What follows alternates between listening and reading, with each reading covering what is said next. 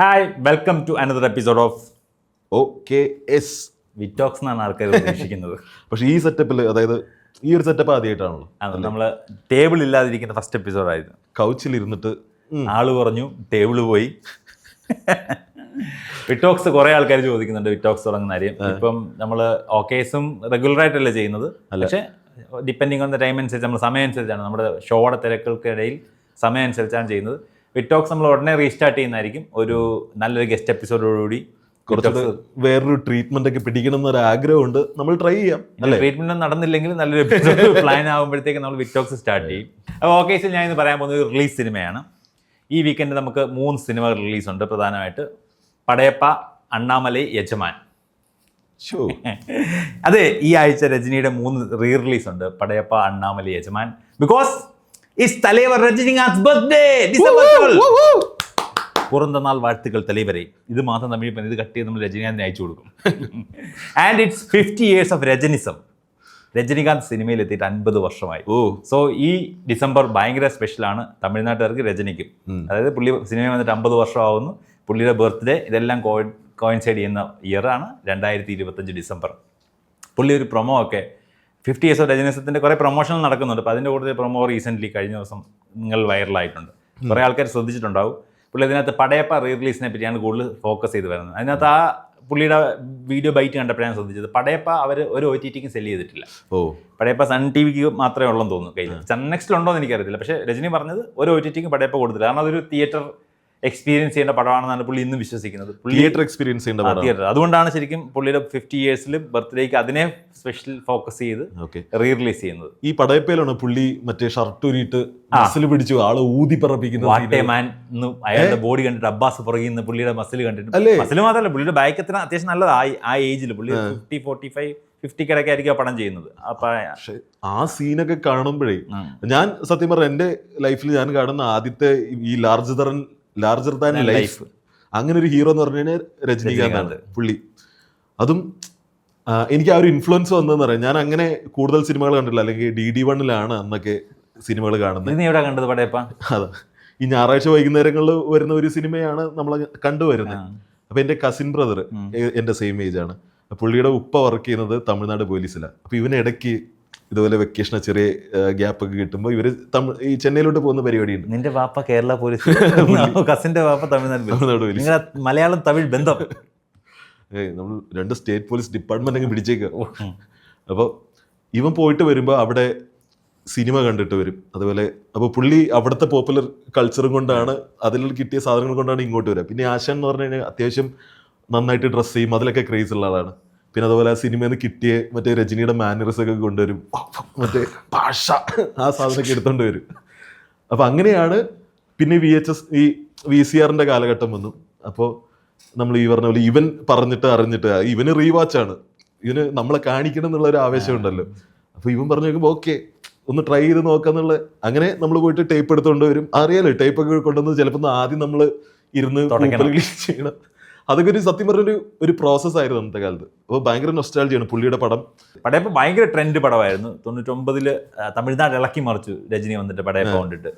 And Padayappa അപ്പം ഈ cassette കമ്പനിക്കാർക്ക് അവർ കൊടുത്തിട്ടുണ്ടായിരിക്കും, sun TVക്കും കൊടുത്തിട്ടുണ്ടായിരിക്കും. പക്ഷേ OTTയിൽ ഒന്നുമില്ലെന്നാണ് പുള്ളി രജനി അവകാശപ്പെട്ടത്. ആൻഡ് പുള്ളി പറയുന്നത് പടയപ്പായിക്കായിരുന്നു പുള്ളി ശ്രദ്ധിക്കുന്നത്. സ്ത്രീകൾ മറ്റേ ഇതിൻ്റെ ഫ്രണ്ടിലത്തെ ഗേറ്റൊക്കെ തള്ളി പൊളിച്ച് സിനിമ കാണാൻ സ്ത്രീകൾ അത്രയും വൈൽഡായിട്ട് ഇറങ്ങി വരുന്നത് പുള്ളി ശ്രദ്ധിച്ചിട്ടുള്ളത് പടയപ്പയ്ക്കാന്ന് പറയുന്നത്. ആൻഡ് പടയപ്പ ഓൾമോസ്റ്റ് ഇക്വലന്റ് ഒരു ആണും പെണ്ണും തമ്മിലുള്ള ഫൈറ്റാണ് പടയപ്പ എന്ന് പറയുന്നത്. നമ്മൾ സാധാരണ 10 ആണുങ്ങൾ വില്ലന്മാര്, അതിൻ്റെ ഇടയ്ക്ക് ഒരു യാഷ് റോക്കി ബൈ അങ്ങനത്തെ പടമല്ലേ ഇത്. ഇതൊരു ആണും പെണ്ണുമാണ് ഇതിനകത്ത് നായകനും വില്ലനായിട്ടിരിക്കുന്നത്. അതുകൊണ്ട് തന്നെ സ്ത്രീകൾക്കും ആ പടം അത്ര ഇമ്പോർട്ടൻ്റ് ആണ്. ആ പടത്തിനകത്തെ പടയപ്പ പോലെ തന്നെ ഇമ്പോർട്ടൻറ്റ് ക്യാരക്ടറാണ് നീലാംബരി, രമ്യ കൃഷ്ണയുടെ. അപ്പോൾ ഈ പടയപ്പ സിനിമ പുള്ളിക്ക് അത്രയും ഇമ്പോർട്ടൻ്റ് ആണ്, ഇഷ്ടമാണ് എന്നൊരു പുള്ളി അതിനകത്ത് പറയുകയും ചെയ്തു. അത് സാധ്യതയുണ്ട്, പടത്തിന് സീക്വലിന് സാധ്യതയുണ്ട്. കാരണം ഈ പടത്തിന്റെ ക്ലൈമാക്സിൽ വില്ലത്തി മരിക്കുന്നുണ്ടെങ്കിൽ പറയുന്നുണ്ട്, ഞാൻ ഏത് ജന്മത്തിലാണെങ്കിലും നിന്നെ അടയാതെ വിടമാട്ടെ എന്ന് പറഞ്ഞിട്ട് പുള്ളിക്കാരി പോകുന്നത്. അത് പ്രത്യേക ക്യാരക്ടറാണല്ലോ രമ്യ കൃഷ്ണന്റെ. അപ്പോൾ സോ നീലാംബരി പടയപ്പ 2 വന്നേക്കാം, ഒരു ഡിസ്കഷൻസ് ഒക്കെ നടന്നിരുന്നു എന്നൊക്കെ പുള്ളി പറഞ്ഞൊരു സീക്വലിനുള്ള സാധ്യതയും കൂടിയിട്ടാണ് പുള്ളി ആ വീഡിയോ ബൈറ്റ് എൻഡ് ചെയ്യുന്നത്. ആൻഡ് പടയപ്പ റീ റിലീസ് വരുന്നുണ്ട്. ഇതെന്നാണ് കുറെ ഇവർ തമ്മിലുള്ള ഐക്കോണിക് ഡയലോഗ്സ് പിന്നെ ഫേമസ് ആവുന്നല്ലേ പടയപ്പ സിനിമ എന്നാണ്. അത് സ്റ്റൈലും അഴകും അല്ലേ. അതായത് വുമൺ ഒരാൾ എന്താ പറയാ ഒരാണ്ട് പുറകെ അത് ഇങ്ങനത്തെ അല്ല ശരിക്കും അങ്ങനത്തെ കോൺസെപ്റ്റ് വേറെ സിനിമ വന്നിട്ടുണ്ടായിരിക്കും. പക്ഷെ എല്ലാവരുടെയും മനസ്സിൽ ഈവൻ പല ലാംഗ്വേജ് അതിർത്തിയും ഭേദിച്ച് എല്ലാവരുടെയും മനസ്സിൽ ഇതൊക്കെ എത്തിച്ചത് ചിലപ്പോൾ പടയപ്പായിരിക്കും. പക്ഷെ വുമൺ പർസ്യൂയിങ് എ മാൻ, ആ ഒരു ഐഡിയ അത് ശരിക്കും വേറെ സിനിമകളിലുണ്ട്. നീ ഒരുപാട് തമിഴ് സിനിമ കണ്ടിട്ടില്ലാത്ത എനിക്കൊന്ന് മലയാളത്തിൽ അങ്ങനത്തെ പെട്ടെന്ന് ഓർത്താൽ എനിക്ക് അങ്ങനെ പഴയ സിനിമകൾ കിട്ടുന്നില്ല. ഞാൻ ശരിക്കും എന്റെ ഓർമ്മയില് ശരിക്കും പറഞ്ഞ ഓം ശാന്തി ഓശാന അതൊരു റൊമാൻറ്റിക്. ഇതങ്ങനല്ലേ, ഇതൊരുമാതിരി റിവെഞ്ച്, അയാളെ ഞാൻ സ്വന്തമാക്കി അടങ്ങൂ എന്നുള്ളൊരു വാശി കൂടെയാണല്ലോ ഇതിനകത്ത്. ആൻഡ് രജനീകാന്തിന്റെ കരിയറിലെ അറ്റ്ലീസ്റ്റ് എനിക്കൊന്ന് ഇപ്പോഴത്തെ ജനറേഷൻ പെട്ടെന്ന് ആലോചിച്ച് അവരുടെ മനസ്സിൽ വരുന്ന 2 സിനിമകൾ പടയപ്പ, ഭാഷയൊക്കെ ആയിരിക്കും. ഇപ്പം നമുക്ക് റീസെന്റ് ഒരുപാട് സിനിമകളുണ്ട്, അതായത് ജയിലർ, കൂലി ഒക്കെ ഇപ്പം റീസെന്റ് ട്രെൻഡിങ് ആയിട്ട് നിൽക്കുന്നത്.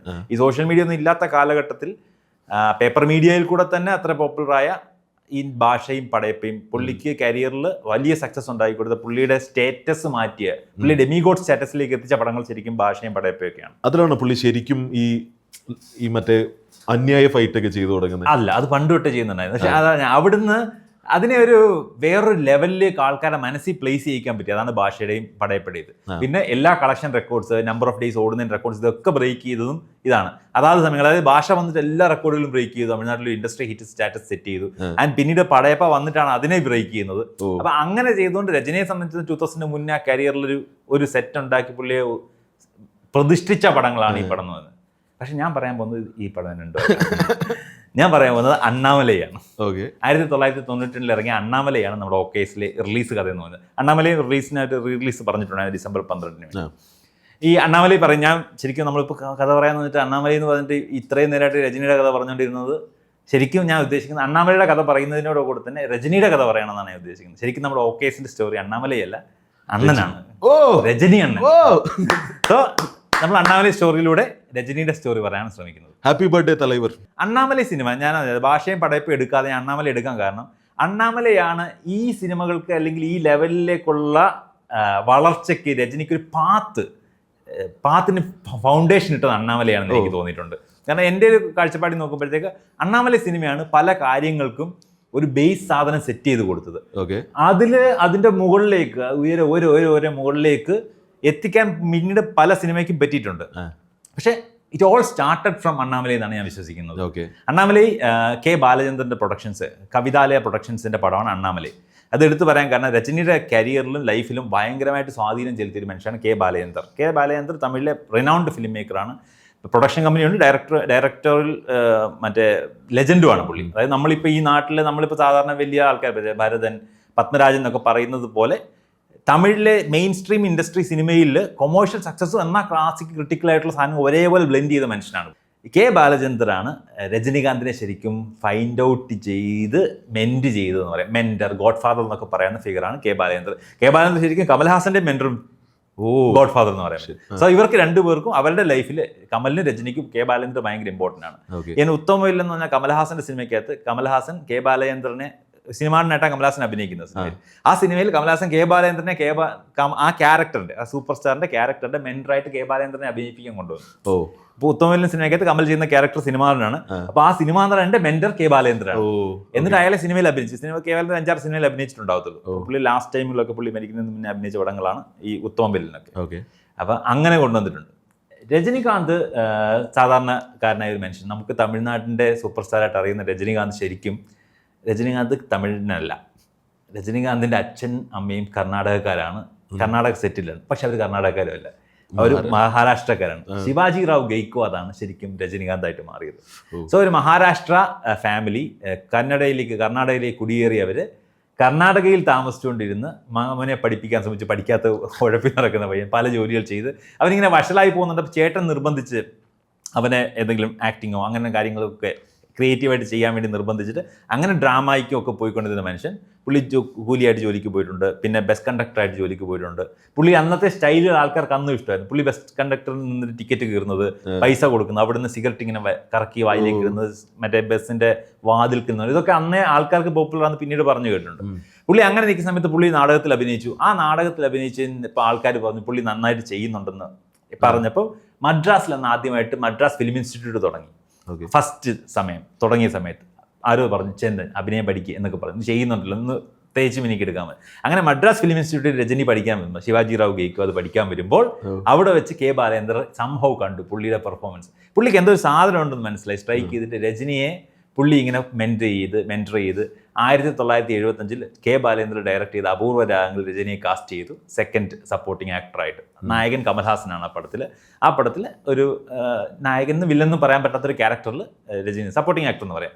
1975 അപൂർവ രാഗങ്ങൾ സപ്പോർട്ടിംഗ് ആക്ടറായിട്ടാണ് രജനി തമിഴ് സിനിമയിലേക്ക് കടന്നു വരുന്നത്. അവിടുന്ന് പുള്ളിക്ക് പിന്നെ പുള്ളിയുടെ ഫസ്റ്റ് പടത്തിൽ തന്നെ ആൾ ക്ലിക്കായി, ആൾക്ക് ഒരുപാട് സിനിമകൾ വന്നു. 1978 3 വർഷം കഴിഞ്ഞപ്പോൾ തന്നെ പുള്ളിയെ ലീഡ് ഹീറോ ആയിട്ട് എം ഭാസ്കറിൻ്റെ ഭൈരവി സിനിമയ്ക്ക് ലീഡ് ഹീറോ ആയിട്ട് പുള്ളിയെ പ്ലേസ് ചെയ്ത് സിനിമ വന്നു. ആ സിനിമയിൽ കൂടെ തന്നെ ഡ്രാമ, ഫാമിലി പടം, അങ്ങനത്തെ ഇമോഷണൽ പടത്തിൽ തന്നെ ആൾക്കാർക്ക് പുള്ളി ഇഷ്ടമായി. നമ്മുടെ സ്റ്റാറായിട്ട് ആൾക്കാർ അംഗീകരിച്ചു പുള്ളിയെ. 2 വർഷം കഴിഞ്ഞ് 1980 അമിതാഭ് ബച്ചൻ്റെ ഡോൺ, 78 അമിതാഭ് ബച്ചൻ്റെ ഡോൺ എടുത്ത് റീമേക്ക് ചെയ്തു. ബില്ല എന്ന പേരിൽ ആക്ഷൻ സ്റ്റാറായി. ആ പടം ഭയങ്കര ട്രെൻഡിങ് ഹിറ്റായിരുന്നു. സോ രജനിയുടെ കരിയറിലെ ഇമ്പോർട്ടൻറ്റ് സിനിമകളാണ് ഈ പറഞ്ഞത്. ഇതിൽ 80 ബില്ല വന്നതോടുകൂടി രജനി ആക്ഷൻ സ്റ്റാറായിട്ട് മാറി. ആ വർഷം തന്നെ മുരട്ടുകാള എന്ന പേരിൽ ഒരു പടം ചെയ്തു. ആക്ഷൻ്റെ വേറൊരു സ്റ്റൈൽ ഓഫ് സാധനം, അതായത് ഒരു സ്റ്റൈലിഷ് പടവും ഒരു നാടൻ ആക്ഷൻ പടവും ചെയ്ത് പുള്ളി ആക്ഷൻ സ്റ്റാർ പട്ടം ഉറപ്പിച്ച് നിൽക്കുന്ന സമയത്ത് ബാലചന്ദ്രൻ വീണ്ടും പുള്ളി ലൈഫിലേക്ക് ഇൻവോൾവ് ആകുന്നു. പുള്ളി പറഞ്ഞു, നീ എപ്പോഴും ഇത് തന്നെ ചെയ്തിട്ട് നിന്നെ ആൾക്കാർ ടൈപ്പ് കാസ്റ്റ് ചെയ്ത് വെറും ആക്ഷൻ സ്റ്റാർ ആയിട്ട് മാറ്റുന്നു. ആ വർഷം തന്നെ തൊട്ടടുത്ത വർഷം നിർബന്ധിച്ചിട്ട് തില്ലുമുള്ള എന്ന് പറഞ്ഞൊരു കോമഡി പടത്തിൽ അഭിനയിപ്പിച്ചു. കെ ബാലേന്ദ്രൻ ഡയറക്ട് ചെയ്ത് തില്ലുമുള്ള ഔട്ട് ആൻഡ് ഔട്ട് കോമഡി പടം. ആ പടത്തിൽ അഭിനയിച്ച് രജനീകാന്ത് വെർസറ്റൈലാണെന്ന് പുള്ളി അങ്ങ് പ്രൂവ് ചെയ്യാൻ വേണ്ടി പുള്ളിയെ നിർബന്ധിച്ച് ചെയ്യിപ്പിച്ചു. സോ കെ ബാലേന്ദ്രൻ പുള്ളിയെ കണ്ടുപിടിച്ചു, മെൻറ്റർ ചെയ്തു, പുള്ളിക്ക് ഫസ്റ്റ് റോള് കൊടുത്തു. എന്നിട്ട് പുള്ളിയെ കരിയറിനെ ചേഞ്ച് ചെയ്യാൻ വേണ്ടി സഹായിച്ചു. ഇപ്പം നമ്മൾ ഇങ്ങനെ നിൽക്കുമ്പോഴും അണ്ണാമലൈ സിനിമയ്ക്കകത്ത് വരുമ്പം കെ ബാലേന്ദ്രനാണ് പ്രൊഡ്യൂസർ, ഡയറക്ടർ സുരേഷ് കൃഷ്ണയാണ്. അപ്പോൾ ഈ പടത്തിൻ്റെ ഷൂട്ടിംഗ് കഴിഞ്ഞിട്ട് പോസ്റ്റ് പ്രൊഡക്ഷൻ ഇരിക്കുന്ന സമയത്ത് സുരേഷ് കൃഷ്ണയ്ക്ക് ഒരു ഐഡിയ, അതായത് രജനീകാന്തിനെ അപ്പോൾ ആൾക്കാർ ഇങ്ങനെ സ്റ്റാറാണ്, വലിയ സ്റ്റാറാണ്, സൂപ്പർ സ്റ്റാർ എന്നൊക്കെ പറയുന്നുണ്ട്. അവിടെ തൊട്ടും തൊടാതെയും പറയുന്നുണ്ട്. ഈ പടത്തിൻ്റെ സ്റ്റാർട്ടിങ് എഴുതുമ്പം നമ്മൾ വെറുതെ രജനീകാന്തിനെ എന്ന് എഴുതാതെ സൂപ്പർ സ്റ്റാർ രജനീകാന്ത് നമ്മൾ ടൈറ്റിൽ കൊണ്ടുവരാൻ പ്ലാൻ ചെയ്യുന്നു. നമ്മൾക്ക് ഇന്ന് കാണുന്ന ഇപ്പോഴും തിയേറ്ററിൽ ഒരു പഴയ ഫോർമാറ്റിൽ വരുന്ന ഒരു ആനിമേഷനിൽ വരുന്ന സൂപ്പർ സ്റ്റാർ നിങ്ങളുടെ ബ്ലൂ ഡോട്ട്സ് അടിച്ച് വരുന്ന അത് ഗോൾഡനിൽ രജനി RAJNI എന്നൊരു മ്യൂസിക്, അതിന്റെ ഐഡിയ സുരേഷ് കൃഷ്ണയുടെയാണ്. Suresh Krishna post production work നടന്നുകൊണ്ടിരിക്കുന്ന സമയത്ത് പറഞ്ഞ് കുറച്ച് മെനക്കെട്ടാണെങ്കിൽ ആനിമേഷൻ ചെയ്തെടുക്കാം. അന്ന് ഭയങ്കര പാടാ ആനിമേഷൻ ചെയ്തെടുക്കാം. അപ്പോൾ 1 മാസത്തോളം വർക്ക് ചെയ്താണ് അവർ ഇതെന്നാന്ന് പറയുന്നത്. ഇങ്ങനെ ടൈറ്റിൽ കാർഡ് സെറ്റ് ചെയ്തിട്ട് രജനിയോട് പറഞ്ഞു നമുക്കിത് ചെയ്യാമെന്ന്. അപ്പോൾ രജനി സമ്മതിച്ചില്ല. രജനി അത് വേണ്ട, നമുക്ക് ഓൾറെഡി ആൾക്കാർക്കെല്ലാം നമ്മളെ അറിയുന്നുണ്ട്. ഞാൻ എൻ്റെ പടത്തിൽ, രജനിയാണല്ലോ പടം ചെയ്യുന്നത്, എൻ്റെ പടത്തിൽ സൂപ്പർ സ്റ്റാർ എന്നിട്ട് കഴിഞ്ഞാൽ അത് പൊങ്ങി, പുള്ളി എപ്പോഴും മറ്റേ ഇമേജ് സെൽഫ് പിടിക്കുന്ന ആളാണല്ലോ, അത് ഞാൻ ചെയ്യുന്നത് ശരിയല്ലെന്ന് പറഞ്ഞു. സുരേഷ് കൃഷ്ണ കെ ബാലേന്ദ്രൻ്റെ അടുത്ത് വന്ന് കെ ബാലേന്ദ്രനാണ് കൺവിൻസ് ചെയ്യുന്നത്, ഇത് ഇടാം എന്ന് കൺവിൻസ് ചെയ്തു. എല്ലാ ടേണിംഗ് പോയിന്റിലും പുള്ളി ഉണ്ടല്ലേ. സോ കെ ബാലേന്ദ്രൻ ഇതെന്താ നീ ഇത് ഇടുന്നേന്താ കുഴപ്പമെന്നുള്ള ലെവലിൽ കൺവിൻസ് ചെയ്തത് കൊണ്ടാണ് അണ്ണാമലൈ സ്റ്റാർട്ടിങ്. അവർ പറഞ്ഞു ഇത് ഭയങ്കര കയ്യടി മൊമെന്റ് ആയിരിക്കും, പടം തുടങ്ങുമ്പോൾ തന്നെ നമ്മൾ അപ്ലോസിലായിരിക്കും പടം കയറുന്നത്, വട ഇങ്ങനെ കയറും, പിന്നെ തട്ടോടെ തട്ടായിരിക്കും. ഇവരെ പടം സെറ്റ് ചെയ്ത് അങ്ങനെ തന്നെയാണ്. ത്രൂ ഔട്ട് അവർക്കറിയാം ഇത് അപ്ലോസ് പടമാണെന്ന്. പക്ഷേ അതിന് സ്റ്റാർട്ടിങ് തൊട്ടേ ഇത് പിടിക്കണമെന്ന് പറഞ്ഞിട്ട് ആ സൂപ്പർ സ്റ്റാർ രജനി എന്നുള്ള ആനിമേഷൻ എവർഗ്രീൻ ഐക്കോണിക് സാധനം വന്നത് 92 അണ്ണാമലയിലാണ്. പക്ഷെ തൊട്ടടുത്ത സിനിമകളിലൊന്നും അത് വന്നില്ല. ആ സാധനം ഭയങ്കര ട്രെൻഡ് ആയിരുന്നെങ്കിൽ ചിലപ്പോൾ എന്തെങ്കിലും അത് ഞങ്ങളുടെ ആണെന്നുള്ള ലെവലിൽ ഒരു പിടുത്തം വന്ന് കാണും. പക്ഷെ ഒരു 2-3 വർഷത്തേക്ക് ആ പടം പിന്നെ ആരും യൂസ് ചെയ്തിട്ടില്ല. 94 വീര എന്നുള്ള സിനിമയിൽ ഇത് വീണ്ടും വന്നു, ഈ സാധനം വെച്ചു. പിന്നെ അങ്ങോട്ട് എല്ലാ സിനിമയിലും അതേ സെയിം സാധനം യൂസ് ചെയ്യുന്നത്. ബ്ലൂവിൽ സൂപ്പർ സ്റ്റാർ ഇങ്ങനെ ഡോട്ട്സ് അടിച്ചു തരും. രജനി RAJNI ഗോൾഡൻ കളറിൽ ഇങ്ങനെ വന്നോണ്ടിരിക്കും. ഹേ ബാക്ക്ഗ്രൗണ്ട് മ്യൂസിക്. പുള്ളിയുടെ ഇന്നത്തെ അവസ്ഥയിൽ പുള്ളിക്ക് വേണമെങ്കിൽ ഏത് ടൈപ്പ് ഓഫ് ഒരു ആനിമേഷൻ പുള്ളിക്ക് ചെയ്തെടുക്കാം, പക്ഷെ പുള്ളി ചെയ്യില്ല. ആ സാധനം തന്നെ പുള്ളി അത് പിടിച്ച അത് കാണുമ്പോൾ ഭയങ്കര ലെഗസി സാധനമാണ്. അത് അന്ന് കാണുന്ന പോലെ ഇന്നും അത് അങ്ങനെ തന്നെ പിടിച്ചു വെച്ച് സെറ്റായിട്ട് ചെയ്താണ് അണ്ണാമലൈ. സോ അണ്ണാമലൈയുടെ ഇമ്പോർട്ടൻറ്റ് പോയിന്റുകൾ ഒന്ന് സൂപ്പർ സ്റ്റാർ രജനി ടൈറ്റിൽ കാർഡാണ്. സോ കെ ബാലേന്ദ്ര കഴിഞ്ഞാൽ പിന്നെ രജനിയുടെ ലൈഫിൽ ഏറ്റവും ഇമ്പോർട്ടൻറ്റ് വ്യക്തിത്വം എന്ന് പറഞ്ഞാൽ അത് അമിതാഭ് ബച്ചനാണ്. രജനിയുടെ ഏറ്റവും അടുത്ത ഫ്രണ്ട് എന്ന് വേണമെങ്കിൽ പറയാം. ചിലപ്പോൾ രജനിക്ക് ഇൻഡസ്ട്രിയിലെ ഏറ്റവും ബെസ്റ്റ് ഫ്രണ്ട് എന്ന് പറയുന്നത് കമലിനേക്കാൾ കൂടുതൽ അമിതാഭ് ബച്ചൻ. ശരിയും ബച്ചൻ ഭയങ്കര ഫ്രണ്ട്. അവർ നമ്മൾ അത്ര ഫ്രണ്ട്സ് നമ്മൾ ഇപ്പം നമ്മൾ പറഞ്ഞതിനകത്ത് നിന്നൊക്കെ ആകെ ഒരു കണക്ഷൻ ഡോൺ സിനിമ 1978 ഡോൺ പടം റീമേക്ക് റൈറ്റ്സ് വാങ്ങിച്ച് ചെയ്തത് രജനിയാണെന്നുള്ളതാണല്ലോ.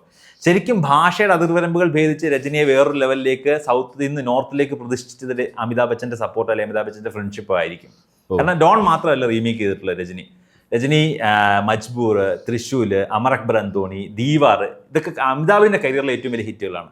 ഇതൊക്കെ രജനിയാണ് റീമേക്ക് ചെയ്തേക്കുന്നത് തമിഴിലേക്ക്. എല്ലാം ആംഗ്രി യങ് മാൻ ടെംപ്ലേറ്റുള്ള സാധനം, ആ സംഭവങ്ങളൊക്കെ റീമേക്ക് ചെയ്തേക്കുന്നത് രജനിയാണ്. അതുകൊണ്ട് അതേ ഇമേജ് രജനിക്ക് ഇവിടെ ക്രിയേറ്റ് ചെയ്തെടുക്കാന്ന് വെച്ചാൽ അമിതാഭിന്റെ 11 സിനിമ രജനി റീമേക്ക് ചെയ്തിട്ടുണ്ട്.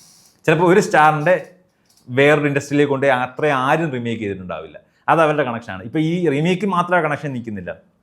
രജനിയെ ഇവിടുന്ന് അങ്ങോട്ടേക്ക് കൊണ്ട് ഹിന്ദിയിൽ പ്ലേസ് ചെയ്ത് സ്റ്റാർട്ട് ചെയ്തതും അമിതാഭ് ബച്ചനാണ്. ഏത് സിനിമ? 1983 അന്താ ഖാനു എന്ന സിനിമ രജനി നായകനായിട്ട്, അതായത് almost equivalent to Amitabh Bachchan റോളിൽ സിനിമ ചെയ്തിട്ടുണ്ട്. ആ സിനിമ ഭയങ്കര ഹിറ്റായിരുന്നു. ശരിക്കും ആ സിനിമ തമിഴ് റീമേക്കാണ്.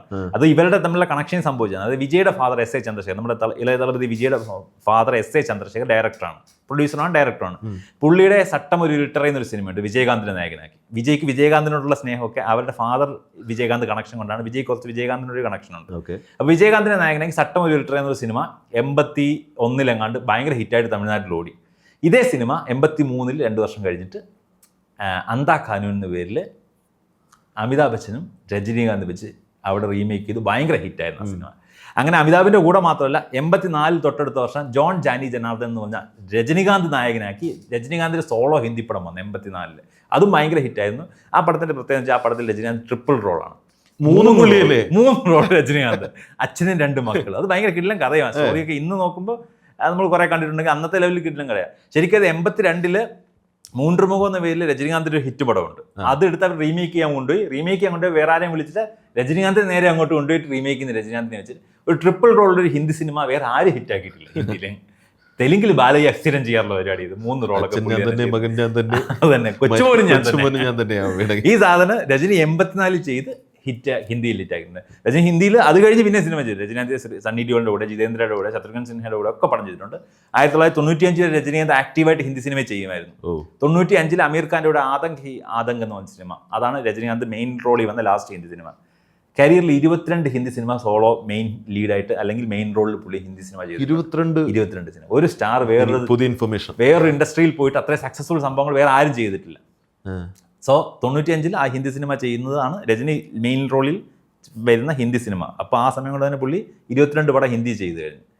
ഇതിൽ അമിതാഭ് ബച്ചൻ്റെ ഇൻവോൾവ്മെൻറ്റ് തീരുന്നില്ല. അവിടെ അണ്ണാമലയും അമിതാഭ് ബച്ചനും കണക്ട് ചെയ്ത് വേറൊരു ഇൻവോൾവ്മെൻറ്റ് എന്താണെന്ന് വെച്ചാൽ, അണ്ണാമലൈ ഷൂട്ടിംഗ് നടക്കുന്ന സമയത്ത് അതിന് തൊട്ട് തലേ വർഷം അമിതാഭ് ബച്ചൻ്റെ ഒപ്പം ഹിന്ദിയിൽ ഒരു പടം ചെയ്തിട്ടുണ്ടായിരുന്നു രജനീകാന്ത്. ഹം എന്ന സിനിമയുടെ പേര്. ആ സിനിമ എന്ന് വെച്ചാൽ ടൈഗർ എന്ന് പറഞ്ഞൊരു ക്യാരക്ടർ ബോംബെയിലെ അത്യാവശ്യം പോർട്ടിലൊക്കെ കുറച്ച് ഒരു ഗുണ്ടയ്ക്ക് വേണ്ടി ഗുണ്ടായിസ് ചെയ്ത് നടക്കുന്ന ഒരാൾ, അയാൾക്കൊരു പർട്ടിക്കുലർ സിറ്റുവേഷൻ വരുമ്പോൾ സഹോദരങ്ങളെ കൊണ്ട് അവിടുന്ന് മരണം ക്രിയേറ്റ് ചെയ്തിട്ട് വേറൊരു സ്ഥലത്തേക്ക് ഒളിച്ചോടിപ്പോയിട്ട് ഒരു സാധാരണക്കാരനായിട്ട് ജീവിക്കേണ്ടി വരുന്നുണ്ട്. അയാളുടെ ലൈഫിലേക്ക് ഈ പാസ്റ്റ് കടന്നു വരുന്നത് അയാളുടെ സഹോദരൻ പോലീസുകാരൻ അനിയനിലൂടെയാണ് വരുന്നത്. ഈ സിനിമയുടെ ഒരു പ്ലോട്ട് നിനക്ക് കിട്ടുന്നതിലും തോന്നുന്നു കൂലിയിലെ ഭാഷ. ഇത് ഭാഷയുടെ പ്ലോട്ടാണ്.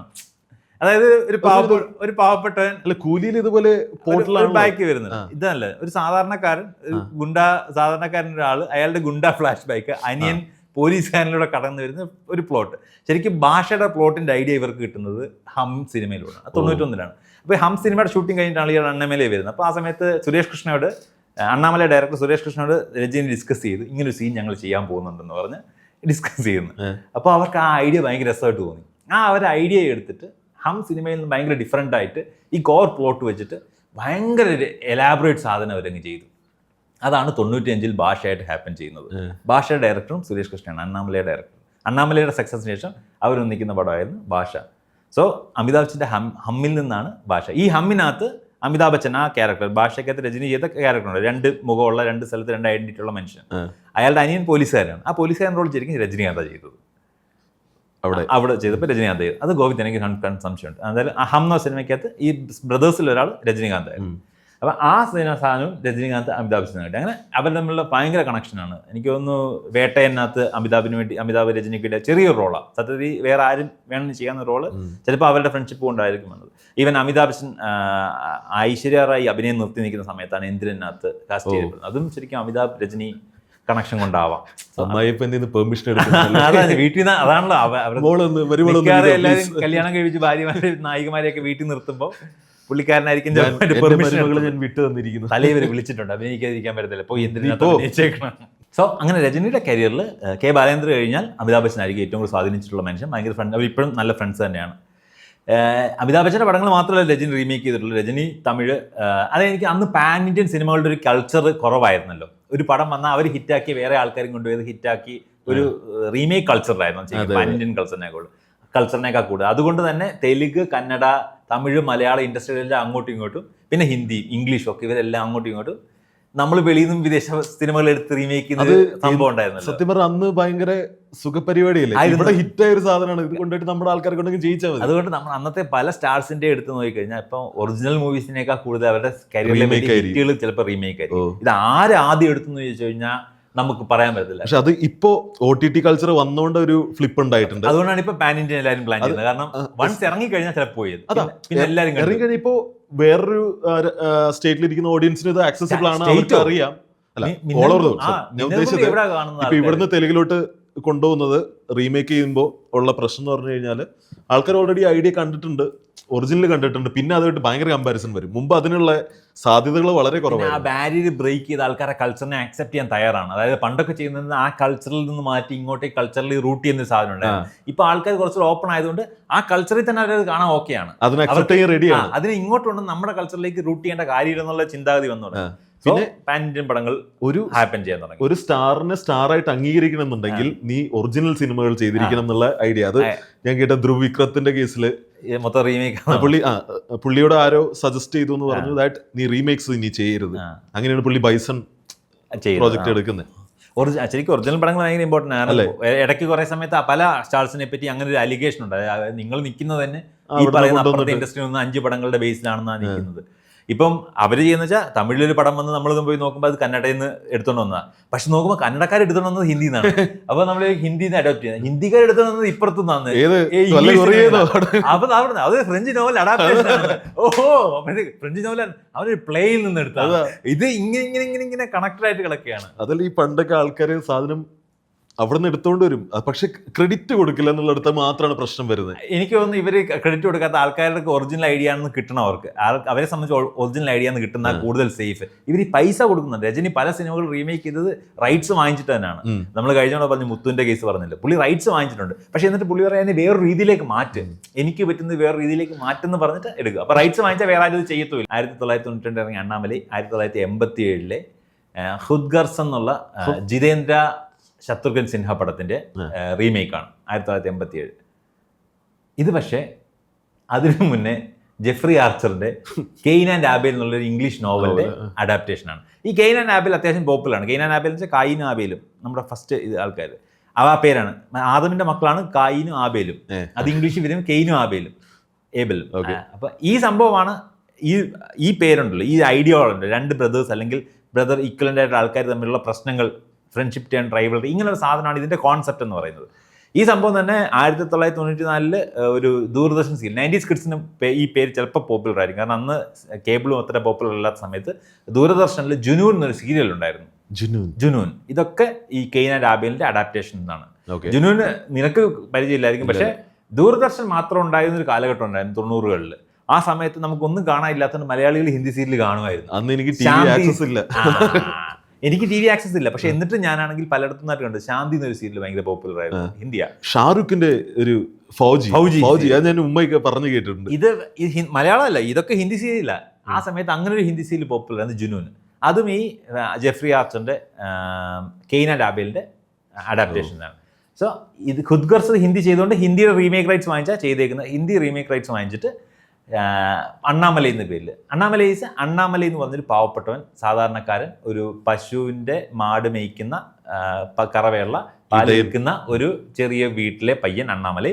വലിയൊരു പണക്കാരൻ അശോകും അണ്ണാമലൈ തമ്മിലുള്ള ഇൻട്രാക്ഷൻസും അവരുടെ ഫ്രണ്ട്ഷിപ്പും അവരുടെ റൈവലറിയുമാണ് ഈ പടത്തിന്റെ തീം എന്ന് പറയുന്നത്. ഈ പടം സ്റ്റാർട്ട് ചെയ്യുന്നത് തന്നെ ഒരു അച്ഛൻ ഭയങ്കര ബിസിനസ്സും പൈസയ്ക്ക് പുറകെ ഓടുന്നൊരു അച്ഛനുള്ളത്, ചെറുക്കൻ ഭയങ്കര വിഷമിച്ച് ബർത്ത്ഡേ ആയിട്ട് ആരുമില്ല, ബർത്ത്ഡേക്ക് അച്ഛൻ വരുമോ അറിയത്തില്ല എന്ന് വിചാരിച്ച് ഇങ്ങനെ കാറിൽ പോയിക്കൊണ്ടിരിക്കുമ്പോൾ അവൻ്റെ കാറ് വഴിക്കൂടെ നടന്നു വന്നൊരു ഒരു പാവപ്പെട്ട പയ്യൻ്റെ ദേഹത്ത് വെള്ളം തെറിപ്പിക്കുക.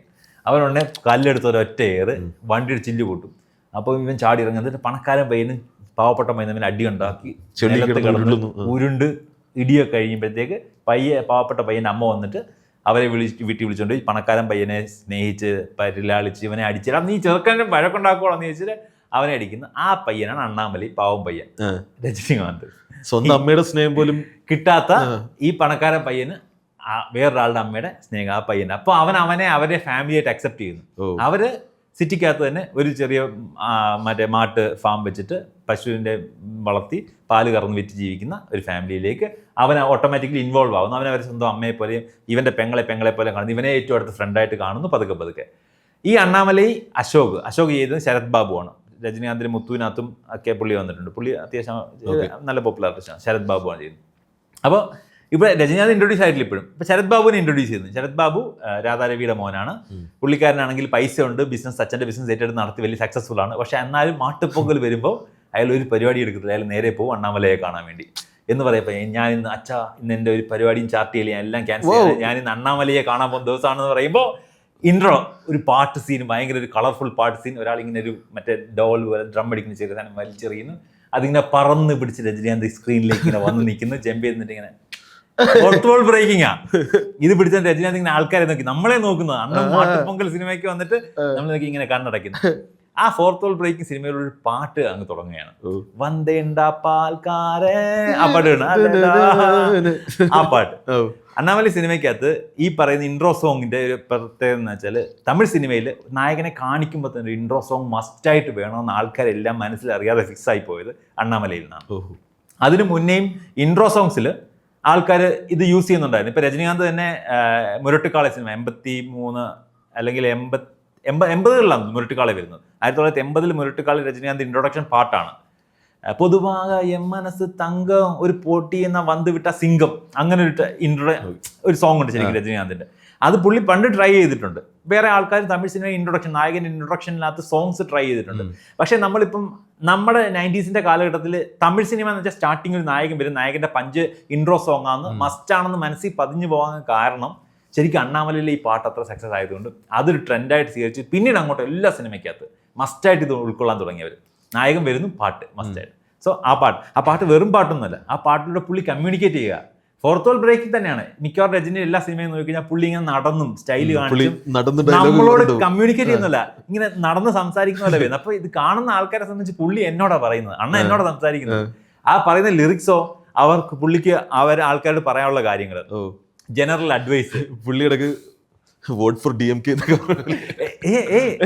ഇങ്ങനെ പറഞ്ഞില്ലെങ്കിലും പുള്ളി പറയുന്ന കാര്യങ്ങൾ, ഈ നാട്ടിൽ നടക്കുന്ന അനീതി, അക്രമം, ഇയാൾ ഇതൊക്കെ പറയും ഇതിനകത്ത്. പാവപ്പെട്ടവനോട് താതാത്മ്യം പ്രാപിക്കില്ല, ഞാനും നിങ്ങൾ ഒരുത്തനാണെന്ന് പറയല്.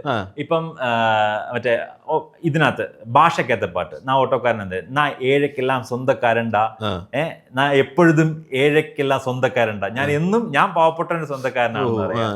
അരുണാചലം സിനിമയ്ക്കകത്ത് പുള്ളി അനാഥനാണ്, പക്ഷെ ആ ക്യാരക്ടർ അതാണ്ട ഇതാണ്ട അരുണാചലം താണ്ട അന്ന തമിഴ്നാട്ടിൽ ഞാൻ അനൈവർക്ക് സ്വന്തണ്ട, ഫുൾ തമിഴ്നാടിന് ഞാൻ സ്വന്തമാണ്. ഉപ്പ് പോട്ട ആളെ മറപ്പതില്ലടാ, എനിക്ക് ചോറോ അല്ലെങ്കിൽ തന്ന ആളെ ആ തപ്പ് സെഞ്ച ആളെ വിടുവതില്ലടാ, തെറ്റ് ചെയ്താൽ തിരിച്ചെടുത്തത്. പിന്നെ ഇത് കഴിഞ്ഞ അവരോടുള്ള ഇതാ, ഈ നാട്ടിൽ നടക്കുന്ന അനീതി, ഇവിടെ അത് നടക്കുന്നു ഇത് നടക്കുന്നു. പുള്ളി ഇതൊക്കെ നൈസായിട്ട് പുള്ളിയുടെ പൊളിറ്റിക്സ്, പുള്ളിക്ക് പറയാനുള്ള കാര്യങ്ങൾ, ആൾക്കാരെ കൂട്ടൽ, ഇതൊക്കെ പുള്ളി കറക്റ്റായിട്ട് പ്ലേസ് ചെയ്ത് വെച്ചിരുന്നു. ഈ സാധനം ഈ ലിറിക്സിൽ പുള്ളി ബ്രില്യൻസ് ഇരുന്ന സാധനം എന്നെ സംബന്ധിച്ചൊരു തമിഴ് പാട്ട് പക്ഷെ ലിറിക്സിന്റെ അർത്ഥം ഇത് തമിഴ്നാട്ടിൽ നിന്ന് കേൾക്കുന്നതിനെ സംബന്ധിച്ച് അവൻ ഈ പാട്ടല്ലേ കേൾക്കുന്നത്, അവൻ രജനി സംസാരിക്കാം. പാട്ട് ഭയങ്കര എഫക്റ്റീവ് കമ്മ്യൂണിക്കേഷൻ മെത്തേഡാണല്ലോ, പ്ലസ് മ്യൂസിക് കൂടെ ആകുമ്പോൾ നമ്മുടെ മനസ്സിലേക്ക് പെട്ടെന്ന് കയറും. അപ്പോൾ പുള്ളി പറയാനുള്ള കാര്യങ്ങൾ മൊത്തം കമ്മ്യൂണിക്കേറ്റ് ചെയ്തുകൊണ്ടിരിക്കുക. പുള്ളി എന്നിട്ട് അഡ്വൈസസ്, അതായത് രജനിയെ നമ്മുടെ തലൈവരോ ദൈവമായിട്ടൊക്കെ ആൾക്കാർ കാണുന്ന കാര്യം. ഇപ്പം പുള്ളി ഭാഷക്കകത്തെ 8 രാമയ്യ എന്നൊരു പാട്ട്, 8 കുലകുലകമിருக்கு രാമയ്യ എന്ന് പറഞ്ഞാൽ പുള്ളി ലൈഫിനെ 8ആയിട്ട് സ്പ്ലിറ്റ് ചെയ്ത് 8 കാലഘട്ടങ്ങളായിട്ട് മനുഷ്യൻ ഇങ്ങനെ ചെയ്യുന്നൊക്കെയുള്ള ഇൻസൈറ്റ് കൊടുക്കുകയാണ്. അതുപോലെ മുത്തുവിന്റെ അവസാനം ഒരുവിനൊരു മുതലാളി പാട്ടുകത്ത് കയ്യിൽ കൊഞ്ചം കാശ് ഇരുന്ന അതുതാൻ നീതാ അതുക്ക് യജമാനൻ, ആനാ കഴുത്ത് വരെയും കാശിരുന്ന അതുതാ ഉനക്ക് യജമാനൻ, വാഴുവിനർത്ഥം പുരിഞ്ചുവിട് വാഴുക. പുള്ളി അങ്ങനെ കാര്യങ്ങൾ പറയുമ്പോൾ ആൾക്കാരെ സംബന്ധിച്ച് ഇത് എഴുതുന്നത് വേറൊരാളായിരിക്കും, പക്ഷെ അവരുടെ മനസ്സിൽ രജനി അത് പറയുന്നത്. സോ രജനി അവർക്ക് കാവ്യ തലൈവനാണ്, എന്റെ പണ്ഡിതനാണ്, ദൈവമാണ്, രക്ഷകനാണ്, അവരിലൊരുത്തനാണ്, ഞാൻ നിങ്ങളൊരുത്തനാണ്, ഞാൻ എപ്പോഴും നിങ്ങളുടെ സ്വന്തക്കാരനാണെന്ന് പറഞ്ഞു. പുള്ളി ഏത് സിനിമയിൽ പുള്ളിയുടെ ഇൻട്രോ സോങ് എടുക്കുമ്പോഴും എന്റെ സംശയം എന്ന് വെച്ചാൽ അത് ആ പടമായിട്ട് റെലവെന്റ് ആയിട്ടുള്ള, ആ റോളിന് റെലവെന്റ് ആയിട്ടുള്ള ലിറിക്സ് മാത്രമാണ്, അല്ല പുറത്തോട്ട് പുള്ളി കൊടുക്കേണ്ട മെസ്സേജ് ആണ്, പുറത്തേക്ക് കൂടെ വരുന്ന വിധത്തിൽ അതിൽ നിന്ന് എന്റെ തലയിൽ എപ്പോഴും ഓടുന്ന സാധനം ആ പാട്ട് പുള്ളി ചെയ്തെന്ന് പറഞ്ഞാൽ ആ ക്യാരക്ടർ എങ്ങനെയാണെന്നുള്ളത് മാത്രം പ്ലേസ് ചെയ്യുന്ന സാധനമാണ് ആ ക്യാരക്ടർ. പിന്നെ ഇപ്പൊ ഇങ്ങനത്തെ എല്ലാ ക്യാരക്ടേഴ്സിനും കുറെ ജനറൽ സംഭവങ്ങളുണ്ട്. ഈ പറയുന്ന എല്ലാ രജനി ക്യാരക്ടേഴ്സിനും ഒരു ജനറൽ ക്യാരക്ടറിസ്റ്റിക്സ് ഉണ്ട്. അത് എല്ലാ സിനിമയിലും സെയിം ആയിരിക്കും. അതായത് ആള് പാവപ്പെട്ട നമ്മൾ കഷ്ടപ്പെട്ട ഉയരത്തിലേക്ക് എത്താൻ പറ്റും അറിയാം. ചുറ്റും നടക്കുന്ന തട്ടി കേൾക്കുന്നവനായിരിക്കും, അനീതിക്കെതിരെ ഇൻജസ്റ്റിസിന്റെ പോരാടുന്നവനായിരിക്കും, എല്ലാവരും ചുറ്റുള്ള രക്ഷിക്കുന്നവനായിരിക്കും. അപ്പൊ ഇതൊക്കെ ക്യാരക്ടറൈസേഷൻ സിമിലർ ആണ്. അപ്പൊ ഇതിന്റെ എക്സ്റ്റൻഷൻ സംഭവങ്ങളാണ് പറയുന്നത് മൊത്തം. ഇതിൽ നിനക്കാണെങ്കിൽ സിനിമ കാണുമ്പോൾ നിനക്ക് ലാംഗ്വേജിനെ ജസ്റ്റ് വിഷ്വലി കണ്ടാൽ മാത്രം മതി എന്നുള്ളത് കൊണ്ടാണ് നീ പാട്ടിനകത്ത് ഓക്കെ മ്യൂസിക്കിൽ ഇങ്ങനെ പോകുന്നത്. പക്ഷെ ഇത് അങ്ങനെയല്ല. അവരെ സംബന്ധിച്ച് ഗാനം മൊത്തം പറയുന്നത് സംസാരമാണ്, കമ്മ്യൂണിക്കേഷൻ ആണ്. അപ്പൊ പുള്ളി പറയുന്നതിൽ അവർ അതുപോലെ എടുക്കും. Communication to the masses and in a proper and effective way. അത് കറക്റ്റായിട്ട് വർക്കായിട്ടുണ്ട്. ഇപ്പം ഈ വന്ദേണ്ട പാൽക്കാരനകത്താണെങ്കിലും പുള്ളി പറയുന്നത് പാവപ്പെട്ടവൻ ഉഴച്ചാൽ മുന്നോട്ട് കയറി വരാൻ പറ്റും. കുറേ ജനറൽ സത്യങ്ങൾ, അതായത് പശുവിന് നമ്മൾ പുല്ല് കൊടുക്കുന്നു, പശു നമുക്ക് പാല് തരുന്നു, നമ്മളാണ് അതിനകത്ത് വെള്ളം കലക്കുന്നത്, അങ്ങനെയുള്ള സാധനങ്ങൾ, അങ്ങനെയുള്ള കുറേ സാധനങ്ങൾ ചെയ്ത് പുള്ളി പറഞ്ഞ് നമ്മളൊരുവനാണെന്ന് പറഞ്ഞ് എസ്റ്റാബ്ലിഷ് ചെയ്ത് ഇങ്ങനെ പോകുന്നു. ഓക്കെ, അപ്പം ഇതിൻ്റെ ബേസിക് പ്ലോട്ട് ഇത്രയേ ഉള്ളൂ. ഇവരുടെ ബേസിക് സംഭവങ്ങൾ സെറ്റായിരുന്നു. നായകൻ പാവപ്പെട്ടവൻ, മറ്റേ പണക്കാരൻ. പക്ഷേ ഭയങ്കര ഫ്രണ്ട്സാണ്, തിക് ഫ്രണ്ട്സാണ്, ഒരു പിരിയാത്ത ഫ്രണ്ട്സാണ്. നായകൻ്റെ സ്ഥലം അവരിരിക്കുന്നത് മദ്രാസിലെ സിറ്റിയിലെ പ്രൈം പ്രോപ്പർ സ്പോട്ടിൽ ഒരു ചെറിയ വീട്, പശുത്തൊഴുത്ത്, കുറച്ച് പശുക്കൾ, പാൽ കച്ചവടം. മദ്രാസ് സിറ്റിക്ക് നടുക്ക്. പുള്ളിക്ക് തന്നെ മദ്രാസ് സിറ്റി നടുക്ക് ഒരു സ്ഥലത്ത് നല്ല പ്രൈം ലൊക്കേഷനിലാണ് ഇയാളുടെ വീട്, രജനീകാന്തിന്റെ വീട്, രജനിയുടെ വീട്. അയാൾക്ക് ആ വീടും സ്ഥലവും അവർക്കാണെങ്കിൽ അത്രയും പ്രൈം സ്പോട്ടായിട്ട് ആൾക്കാർക്ക് നോട്ടമുള്ള സ്ഥലമാണ്. ഇതിനെ പുരോഗമനത്തിന്റെ ഭാഗമായി ഇടിച്ചു കളഞ്ഞ് വലിയ ബിൽഡിംഗ് കൊണ്ടുവന്നു. പക്ഷെ ഇവർക്ക്, രജനിയുടെ അമ്മയ്ക്കാണെങ്കിൽ മനോരമയാണ് ക്യാരക്ടർ ചെയ്യുന്നത്, അവർക്കാണെങ്കിൽ ഈ വീട് അവരുടെ ഭർത്താവ് രജനിയുടെ ഫാദറിന്റെ ആത്മാവ് ഉറങ്ങുന്ന സ്ഥലമാണ്, മരിച്ചത് അവിടെയാണ്. അങ്ങനെ അവർക്ക് കോവില് പോലെയാണ്. അതുകൊണ്ട് അവർ എന്തായാലും എടുത്തത്. പിന്നെ അവർക്ക് വലിയ പൈസ ആയിട്ട് വലിയ ആർത്തിയില്ല. കാരണം ഈ അശോക് എന്ന് പറഞ്ഞ അയാൾ വന്നിട്ട് ഇവനെ അപ്ലിഫ്റ്റ് ചെയ്യാൻ വേണ്ടി ഇവനാണെങ്കിൽ ഒരു ഹോട്ടൽ വെച്ച് കൊടുക്കാം, അല്ലെങ്കിൽ ഒരു മിൽക്ക് ഫാം ഉണ്ടാക്കി കൊടുക്കാം, പൈസ പുള്ളി ഇറക്കാം, നീ ഇതിന്ന് മാറ്, അതൊക്കെയല്ല എനിക്കാണെങ്കിൽ മറ്റേ സമാധാനമായിട്ട് ഉറങ്ങണം, ഭക്ഷണം കഴിക്കണം, ആ ലൈനാണ് പുള്ളി ഭയങ്കര നിഷ്കളങ്കനായിട്ടുള്ള കള്ളകപടം ഇല്ലാത്തത്. അതാണ് അണ്ണാമലയുടെ ക്യാരക്ടർ. അങ്ങനെ ഒരു മനുഷ്യനാണ് പുള്ളി. എല്ലാവർക്കും അതുകൊണ്ടാണ് പുള്ളിയെ കാര്യവും. അപ്പൊ ഇവർ തമ്മിലുള്ള ഈ പ്രശ്നത്തിൽ നിന്ന് ഇത് റൈവലറിയിലേക്ക് പോകും. ഇതാണ് ഈ പടത്തിന്റെ ബേസിക് ഐഡിയ. ഈ പോകുന്ന സ്ഥലങ്ങൾക്ക് ഇപ്പൊ അവരുടെ നല്ല ഫ്രണ്ട്ഷിപ്പിലാണ് പോകുന്നത്. ഇയാളുടെ ഫാദറിന്, അശോകിന്റെ ഫാദറിന്റെ, പണക്കാരന് സ്റ്റാറ്റസ് കുറഞ്ഞ കൂട്ടുകാരന് ഇത്തിരി ഇഷ്ടക്കേടുണ്ട്. അവർക്ക് ഫാമിലിയിലെ വേറൊരുത്തി ഇവരുടെ ബിസിനസ് നോക്കാൻ വേണ്ടി സർഗുണം എന്ന പേരിൽ നിഴൽകൾ രവി ഇവരുടെ കൂടെ ഉണ്ട്, അശോകിന്റെ കൂടെ ഉണ്ട്. അയാൾക്ക് രജനീകാന്തിന് ഇഷ്ടമല്ല. പക്ഷെ ഇയാൾക്ക് അവിടെ ഫുൾ ഫ്രീഡം, ഇവൻ ഇവിടെ ഫുൾ ഫ്രീഡം. വേറെ ആർക്ക്, അവരുടെ വീട്ടുകാർക്ക് ഇവരെ അത്ര താല്പര്യമില്ല. ഇങ്ങനെയാണ് പോയിക്കൊണ്ടിരിക്കുന്നത്. ഇതിൽ ഇവനൊരു ലവ് ഇൻട്രസ്റ്റ് ഉണ്ട്, രേഖ, അശോകിന്. അത് പാവപ്പെട്ട ആളാണ്. അവളെ ഇവന്റെ കമ്പനി ഇവൻ ജോലിക്കും വെച്ചിട്ടുണ്ട്. അപ്പോൾ രജനിക്ക് മാത്രമേ ഇപ്പൊ അറിയത്തുള്ളൂ ഇവരുടെ ഇൻട്രസ്റ്റ്. അച്ഛനോട് ഇങ്ങനെ തഞ്ചം കിട്ടുമ്പോൾ പറഞ്ഞ് സമ്മതിപ്പിക്കണം. തൽക്കാലം അതുകൊണ്ട് കമ്പനി ജോലിക്ക് വെച്ചേക്കുന്നു. അച്ഛനൊരിക്കലും സമ്മതിക്കാൻ സാധ്യതയില്ല. ആൾ ഭയങ്കര പൈസ ചിന്താഗതികളാണ്. ഇവിടെ രജനീകാന്തിന്റെ സ്ഥലത്തിന് വേണ്ടി കുറെ പേര് കണ്ണു നോട്ടോട്ട് വരുന്നുണ്ട്. അവരെയൊക്കെ രജനീകാന്ത് അടിച്ചോടിക്കും.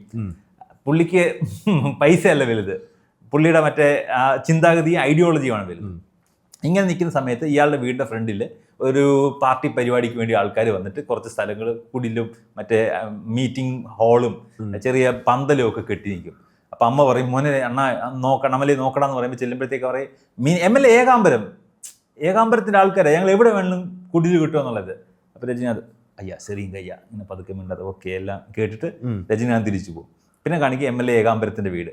MLA ഏകാംബരം ബിനു ചക്രവർത്തിയാണ്. മറ്റേ തെങ്കാശി പട്ടണത്തിനകത്തൊക്കെ സുരേഷ് ഗോപിയുടെ തമിഴ് ഒരു ഗവർണർ ഉണ്ടല്ലോ പുള്ളി.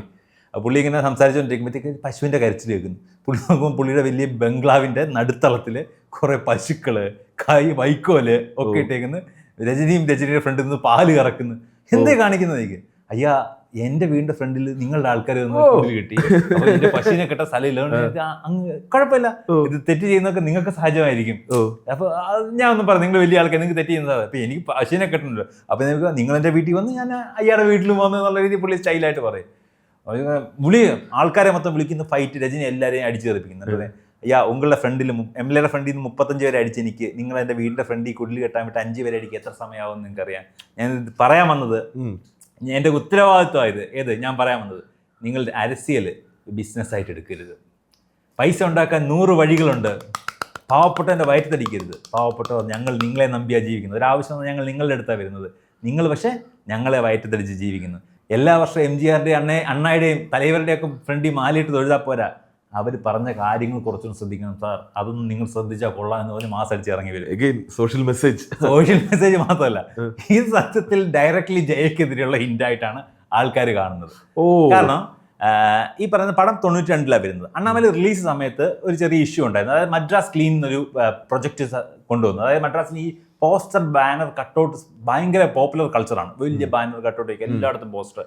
സിറ്റി ക്ലീൻ ചെയ്യാൻ വേണ്ടി ഒരു കല്യാണം ഉണ്ടായാലും മരിപ്പുണ്ടായാലും എല്ലാത്തിനും ഭയങ്കര വലിയ ഫ്ലെക്സ് അടിക്കുന്ന ഒരു ഇതില് അന്ന് പേപ്പർ പോസ്റ്ററുകളായിരിക്കുമല്ലോ, ഫ്ലെക്സിന്റെ കാലഘട്ടം അല്ലല്ലോ. അപ്പൊ അന്ന് സിനിമയാണ് ഏറ്റവും പോപ്പുലർ കൾച്ചർ. അതുകൊണ്ട് സിനിമാ പോസ്റ്റർ ആയിരിക്കും എല്ലായിടത്തും. അപ്പോൾ ജയലളിത സർക്കാർ അധികാരത്തിൽ വന്ന സമയത്ത് 91 ജയലളിത സർക്കാർ അധികാരത്തിൽ വരുന്നത്. അപ്പോൾ അവർ പറഞ്ഞു സിറ്റിയിൽ നമുക്കാണെങ്കിൽ ലിമിറ്റ്സിൽ ഇത് വേണ്ട, മെയിൻ സെൻറ്ററിലൊന്നും പോസ്റ്റർ ഒട്ടിക്കണ്ട, അപ്പോൾ അവിടേക്ക് മ്യൂറൽ പെയിന്റിങ്സ് ഒക്കെ മതി, എല്ലാം ക്ലീൻ ചെയ്യണമെന്ന് പറഞ്ഞു. ശരിക്കും ഇത് അണ്ണാമല റിലീസ് വരുന്ന സമയത്ത് പോസ്റ്റർ ഒട്ടിക്കാൻ പാടില്ലെന്നുള്ളൊരു ടെമ്പററി ബാൻ പോലെ വന്നു. ഇത് ശരിക്കും അണ്ണാമല റിലീസിന്റെ പുഷ് തടയാൻ വേണ്ടിയാണെന്ന് ഇൻഡയറക്റ്റ് ആയിട്ട് ഒരു പറച്ചിലുണ്ടായി. പക്ഷെ അത് പുള്ളിക്കാരിക്ക് അതിന് മുന്നേ ആയിട്ട് രജനിയായിട്ട് എന്തെങ്കിലും കോൺഫ്ലിക്റ്റ് ബീഫുണ്ട് ശരിക്കും. അപ്പൊ ഇത് വരുമ്പോൾ ആൾക്കാർ പറയുന്നത് എന്താ, ഇത് പോസ്റ്റർ ഒട്ടിക്കാൻ പാടത്തെ രജനിയുടെ പടം ഓടിക്കാതിരിക്കാൻ വേണ്ടിയാണ്. ഈ അണ്ണാമല വരുന്നതിന് തൊട്ട് തലയോ ആ വർഷം തന്നെ അണ്ണാമല ജൂണിലൊക്കെ ആയിരിക്കും വരുന്നത്. ജനുവരിയിൽ രജനിയുടെ ഒരു ഹിറ്റ് പടം വന്ന് മന്നൻ പടത്തിനകത്ത് ഒരു സാധാരണക്കാരനായ മനുഷ്യൻ, അയാളാണെങ്കിൽ ഒരു വലിയ ഫാക്ടറി ജോലിക്ക് പോകുന്നത്. ആ ഫാക്ടറി റൺ ചെയ്യുന്നത് ഒരു ഭയങ്കര അറഗന്റ് ആയിട്ടുള്ള സെൽഫ് മെയ്ഡ് ലേഡിയാണ്. സെൽഫ് ലേഡിയാണ് വിജയശാന്തി. ആ ക്യാരക്ടറിന് വിജയശാന്തി ഭയങ്കര പവർഫുൾ ആണ്. അപ്പോൾ ആ ഒരു പവർഫുൾ ക്യാരക്ടറാണ്, ലേഡിയുമാണ്. പുള്ളിക്ക് ആക്ഷൻ സ്റ്റാറാണ് അവിടുത്തെ. അപ്പോൾ വിജയശാന്തി റോൾ ചെയ്യുന്നത്. അവിടെ പുഷ്പുണ്ട് സാധാരണക്കാരായി. ഇതിപ്പോൾ നീ നേരത്തെ ചോദിച്ചില്ലേ, ഒരു പെണ്ണ് ആളുടെ പുറകെ നടന്ന് നീ അവിടെ കണ്ടെന്ന്. ശരിക്കും മന്നനകത്ത് ഒരു പ്ലോട്ട്, ഒരു ആണ് അവരുടെ ഫാക്ടറി ജോലിക്ക് വരുന്നു, പാവപ്പെട്ടവൻ സാധാരണക്കാരൻ മെക്കാനിക്കായിട്ട് വരുന്നു. വിജയശാന്തി മുതലാളി. അവരുടെ എല്ലാ പ്രശ്നങ്ങൾക്കും അവരുടെ അറഗൻസിനെ ഇതിനെയൊക്കെ ചോദ്യം ചെയ്യുന്ന ഒരാൾ ആ ഫാക്ടറിക്കകത്ത് വരുന്നു, യൂണിയൻ ലീഡർ ആവുന്നു. ഒരു പർട്ടിക്കുലർ മൊമെന്റിൽ അയാളെ ഇവൾ അടിക്കുന്നു എല്ലാവരുടെ ഫ്രണ്ടിൽ വെച്ച്. അവളുടെ റൂമിൽ പോയിട്ട് നിന്നെ എല്ലാവരുടെ മുന്നിൽ അടിക്കാൻ അറിയാനിട്ടല്ലെന്ന് വെച്ചാൽ 1-ന് 4 അടി തിരിച്ചു കൊടുക്കും. ആ അടിയിൽ അവൾ വീഴും. ആ അടിയോട് അവളെ ആരും അടിച്ചിട്ടില്ല എന്നവർ വീഴാതെ അടിച്ചിട്ട്. അപ്പോൾ അവൾക്ക് വാശിയായി, എന്നെ അടിച്ചവനെ ഞാൻ എൻ്റെ അടിയിൽ കൊണ്ടുവരും. എന്നിട്ട് വാശിക്ക് രജനിയെ സ്വന്തമാക്കാൻ വേണ്ടി നടക്കുന്നതാണ് മന്നൻ പടത്തിന്റെ തീം. അപ്പോൾ അങ്ങനെ ഒരു പെണ്ണ് നായകന്റെ പുറകെ നടക്കുന്ന സാധനം ഓൾറെഡി മന്നനകത്ത് വന്നിട്ടുണ്ട്. ഈ മന്നൻ സിനിമയ്ക്കകത്ത് ഇവർ കാണുമ്പോൾ തന്നെ ഫൈറ്റാണ്. സിനിമ ഇൻട്രൊഡക്ഷനിൽ ഇവർ കാണുമ്പോൾ തന്നെ ഫൈറ്റാണ്. തട്ടും, സോറി പറയാൻ പറയും, അഹങ്കാരിയാണെന്ന് പറയാം. അഹങ്കാരം പെണ്ണുങ്ങൾക്ക് നല്ലതല്ല ലൈൻ രജനി പറഞ്ഞ് ഒഴിവാക്കി പോകും. പക്ഷെ രജനി കറങ്ങിത്തിരിഞ്ഞ് ഈ ഫാക്ടറിയിൽ മെക്കാനിക്കായിട്ട് ജോലിക്ക് വരേണ്ടി വരുന്നു. അപ്പൊ അവള് റൂൾ ചെയ്യാൻ നോക്കും. പക്ഷെ ഇവൻ റൂളിങ്ങിന് വിധേയനല്ല, അതിന് മുകളിലേക്ക് പോകും. അപ്പൊ പറയുന്നുണ്ട്, മാഡം ഞാൻ പെണ്ണുങ്ങളെ ഞാൻ മതിക്കുന്നവനാണ്.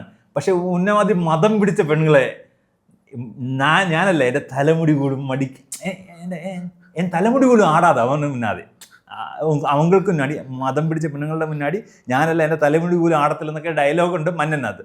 അത് ശരിക്കും ഇത് പറയുന്നത് വിജയശാന്തിയോടാണെങ്കിലും ജയലളിതയോടാണ് പറയുന്നതെന്നാണ് സിനിമ കഴിഞ്ഞോടെ എല്ലാവരും പറഞ്ഞു വെച്ചത്. സോ 92 സ്റ്റാർട്ടിങ്ങിൽ ഈ പടം വന്ന് ഹിറ്റായപ്പോൾ ഈ റൈവൽറി, ജയലളിത മുന്നേ കിടന്ന റൈവൽറിയുടെ പാർട്ടായിട്ട് രജനീകാന്ത് ഇത് ചെയ്തതാണെന്നൊരു ഇതുണ്ട്. ജയോട് പറയുന്ന പോലെ കുറേ സാധനങ്ങൾ ചെയ്തിട്ടുണ്ടെന്ന്. കാരണം അണ്ണാമല റിലീസ് വന്നപ്പോൾ ഈ പോസ്റ്റർ ഒട്ടിക്കണ്ടെന്ന് പറഞ്ഞ സാധനം രജനീകാന്തിന്റെ അടുത്ത പടത്തിനെ തടയാൻ വേണ്ടി ചെയ്തതാണെന്ന് ആൾക്കാർ പറഞ്ഞുണ്ടാക്കുകയും ചെയ്തു. ഇവരുടെ ഈഗോ ക്ലാഷ് തുടങ്ങുന്നത് 80s സത്യത്തിൽ. ജയ ഭയങ്കര പോപ്പുലർ സ്റ്റാറാണ്, MGRന്റെ അഫെയർ ആണ്. അപ്പം തമിഴ്നാടിന്റെ ഏറ്റവും ഹാർട്ട് ത്രോവായ MGRന്റെ അഫെയർ ആണ് ജയ. അപ്പോൾ ജയക്ക് അത്രയും പിടുത്തമുണ്ട് തമിഴ് സിനിമ ഇൻഡസ്ട്രിയിൽ, അത്രയും പിടുത്തമുണ്ട്. ഓൾസോ പൊളിറ്റിക്സിലും പുള്ളിക്കാർക്ക് അത്യാവശ്യം കണക്ഷൻ ഉണ്ട്. MGR ഇരിക്കുന്നിടത്തോളം കാലം ആ കണക്ഷൻ ജയക്ക് ഉണ്ടായിരുന്നു. അപ്പോൾ അങ്ങനെ ഒരു സമയത്ത് ഒരു സിനിമ ഡിസ്കഷന് വേണ്ടി വിളിച്ചപ്പോൾ ജയയുടെ വീട്ടിലേക്ക് വരാൻ, പയസ് ഗാർഡൻ ജയയുടെ വീട്ടിലേക്ക് വരാൻ രജനിയോട് പറഞ്ഞു. രജനി ചെല്ലുമ്പോൾ ജയ ഇരിക്കുന്നത്. അപ്പോൾ സത്യത്തിൽ രജനീകാന്ത് സ്റ്റാറാണ്, ജയൻ സ്റ്റാറാണ്. അപ്പോൾ അവിടെ ഒരു ഈഗോ ഉണ്ടാവണമെന്ന് വെച്ചാൽ ഉണ്ടാവാതിരിക്കുക. പക്ഷെ രജനിക്ക് ഈഗോ അടിച്ചു. ആ ഇഷ്യൂ രജനിക്ക് ഭയങ്കര ഇഷ്യൂ ആയിട്ട് തോന്നി. രജനിക്ക് അവരുടെ ഒരു തലക്കനവും ആറ്റിറ്റ്യൂഡായിട്ട് പുള്ളിക്കാരൻ എന്ത് ചെയ്ത് ആ ഡിസ്കഷൻ പ്രോപ്പറായിട്ട് കൊണ്ടുപോകാതെ അവരുടെ ഫ്രിഡ്ജ് സിഗരറ്റ് കത്തിച്ചിട്ട് ഇൻഫോർമലായിട്ട് ആ സാധനം മീറ്റിംഗ് ക്ലാഷ് ചെയ്തോ അല്ലെങ്കിൽ അത് കംപ്ലീറ്റ് ചെയ്യാതെ പുള്ളി ഇറങ്ങി നടന്നു വന്നു. പുള്ളി ആ പ്രശ്നം ഉണ്ടാക്കി വെച്ചു. പുള്ളിക്ക് ആ ഈഗോ കിടപ്പുണ്ടായിരുന്നു ഉള്ളിൽ. ആ ഈഗോ ആണ് ഇങ്ങനെ വളർന്ന് ഇങ്ങനെ പല സിനിമകളുടെ ഇതും ഇൻഡയറക്റ്റ് ആയിട്ട് ഇതൊക്കെ അടിക്കാൻ തോന്നി വന്നത്. ശരിക്കും MGR മരിച്ച സമയത്ത് ജയലളിതയുടെ ഈ ഹൈയിൽ നിന്ന കുറെ കാര്യങ്ങൾക്ക് ഒരു ഇടിവ് പറ്റി. കാരണം MGRന്റെ വൈഫ് ജാനകിക്ക് ഇഷ്ടമല്ലായിരുന്നു ഈ റിലേഷൻ, സ്വാഭാവികമായിട്ടും ഇഷ്ടമല്ലായിരുന്നു. അടുത്ത പൊളിറ്റിക്കൽ വാരിസ് ആരാന്നുള്ള ചോദ്യമാണ് ആൻസർ ചെയ്യേണ്ടത്. സോ എം ജി ആറിൻ്റെ ഡെത്ത് ഫ്യൂണറലിൻ്റെ സമയത്തൊക്കെ ജയെ ആ ഫ്യൂണറലിൻ്റെ വണ്ടിയിൽ മൃതദേഹം കൊണ്ടുവന്ന് വണ്ടിയിൽ നിന്ന് തള്ളിയിട്ട ഇൻസിഡൻസ് ഒക്കെ ഉണ്ടായിട്ടുണ്ട്. അപ്പോൾ അവരെ കംപ്ലീറ്റ്ലി സീനിൽ നിന്ന് പുറത്താക്കാൻ ജാനകി രാമചന്ദ്രൻ ട്രൈ ചെയ്തു. അവരുടെ കുറേ ആൾക്കാരും ട്രൈ ചെയ്തു. എം ജി ആറിനെ സപ്പോർട്ട് ചെയ്യുന്ന ജെയെ സപ്പോർട്ട് ചെയ്യുന്ന കുറേ ആൾക്കാർ ഇപ്പുറത്തുണ്ട്. പാർട്ടിയിൽ അത്ര പോപ്പുലർ അല്ല. So M G R chief minister ആയിട്ടിരിക്കുമ്പോൾ മരിച്ച സമയത്ത് അടുത്തത് ആരാണെന്നുള്ള ചോദ്യം വന്നിടത്ത് ജാനകി രാമചന്ദ്രനാണ് കയറി വന്നത്. ജെ ഔട്ടായി. പക്ഷെ തൊട്ടടുത്ത ഇതിൽ ഇലക്ഷൻ പിടിച്ചു. ജാനകി രാമചന്ദ്രൻ മന്ത്രിസഭ വീണു. കരുണാനിധി മന്ത്രിസഭ വന്നു. DMK കയറി, ഓപ്പോസിഷൻ കയറി. ആ മന്ത്രിസഭ 2 വർഷത്തിനിടയ്ക്ക് പ്രൈം മിനിസ്റ്റർ റൂളിൽ നിർത്തേണ്ടി വന്നു 91 കാലഘട്ടങ്ങളിൽ. കാരണം LTT പ്രശ്നത്തിൽ തമിഴ്നാട് പ്രോപ്പറായിട്ട് അതിനെ അടക്കി നിർത്തുന്നില്ലെന്ന് സെൻട്രലിൽ നിന്ന് പറഞ്ഞിട്ട്, ശരിക്കും ഇന്റേണൽ പൊളിറ്റിക്കൽ റീസൺസ് വേറെ ഉണ്ട്. അങ്ങനെ മന്ത്രിസഭ പിരിച്ചു വിട്ടു. പുതിയ ഇലക്ഷൻ വന്നപ്പോൾ 91 234 മണ്ഡലങ്ങളുള്ളതിൽ DMKയുടെ ഓപ്പോസിറ്റ് നിന്ന് DMK എം ജി ആറിൻ്റെ പാർട്ടി ജയയുടെ നേതൃത്വത്തിൽ 234 സീറ്റിൽ 225 സീറ്റ് പിടിച്ചു. 225 തൂത്തുവാരി. ജയലളിത ചീഫ് മിനിസ്റ്ററായി. പുള്ളിക്കാരി ഓട്ടോക്രാറ്റിക് ചീഫ് മിനിസ്റ്ററായി. പുള്ളിക്കാരി ഡെമോക്രസിയുടെ മുകളിലുള്ള ഓട്ടോക്രസി ആയിരുന്നു ശരിക്കും നടന്നുവരുന്നത്. ഫുൾ കൺട്രോൾ പുള്ളിക്കാരി പറയുന്നത് നടക്കത്തുള്ളൂ.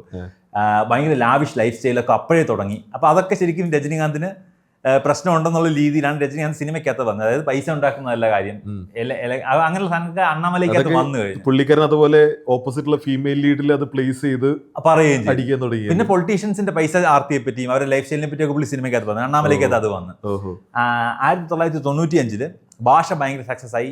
ഭാഷയുടെ സക്സസ് മീറ്റ് നടന്നുകൊണ്ടിരിക്കുമ്പോൾ പടത്തിന്റെ പ്രൊഡ്യൂസേഴ്സ് ആയ RMV വീരപ്പൻ ഇരിക്കുന്ന സദസ്സിൽ, RM വീരപ്പൻ രജനീകാന്ത് ജയലളിതയുടെ മിനിസ്ട്രിയിലെ മിനിസ്റ്ററാണ്. അപ്പോൾ സക്സസ് മീറ്റിൽ രജനിയാണെങ്കിൽ ഈ പൊളിറ്റിക്സിന്റെ മോശത്തെ പറ്റി, ഹെറിറ്ററി പൊളിറ്റിക്സിനെ പറ്റിയും ഒക്കെ ശക്തമായിട്ട് അടിച്ചു ഭാഷയുടെ സക്സസ് മീറ്റിനകത്ത്. ജയ എന്ത് ചെയ്തു? RMVയെ മിനിസ്ട്രിയിൽ നിന്ന് പുറത്താക്കി. ഭാഷയുടെ പ്രൊഡ്യൂസറിൽ ഒരാളാണ് RMV ഇരിക്കുന്ന മീറ്റിൽ ജയക്കെതിരെയുള്ള ആരോപണം വന്നപ്പോൾ പുറത്താക്കി.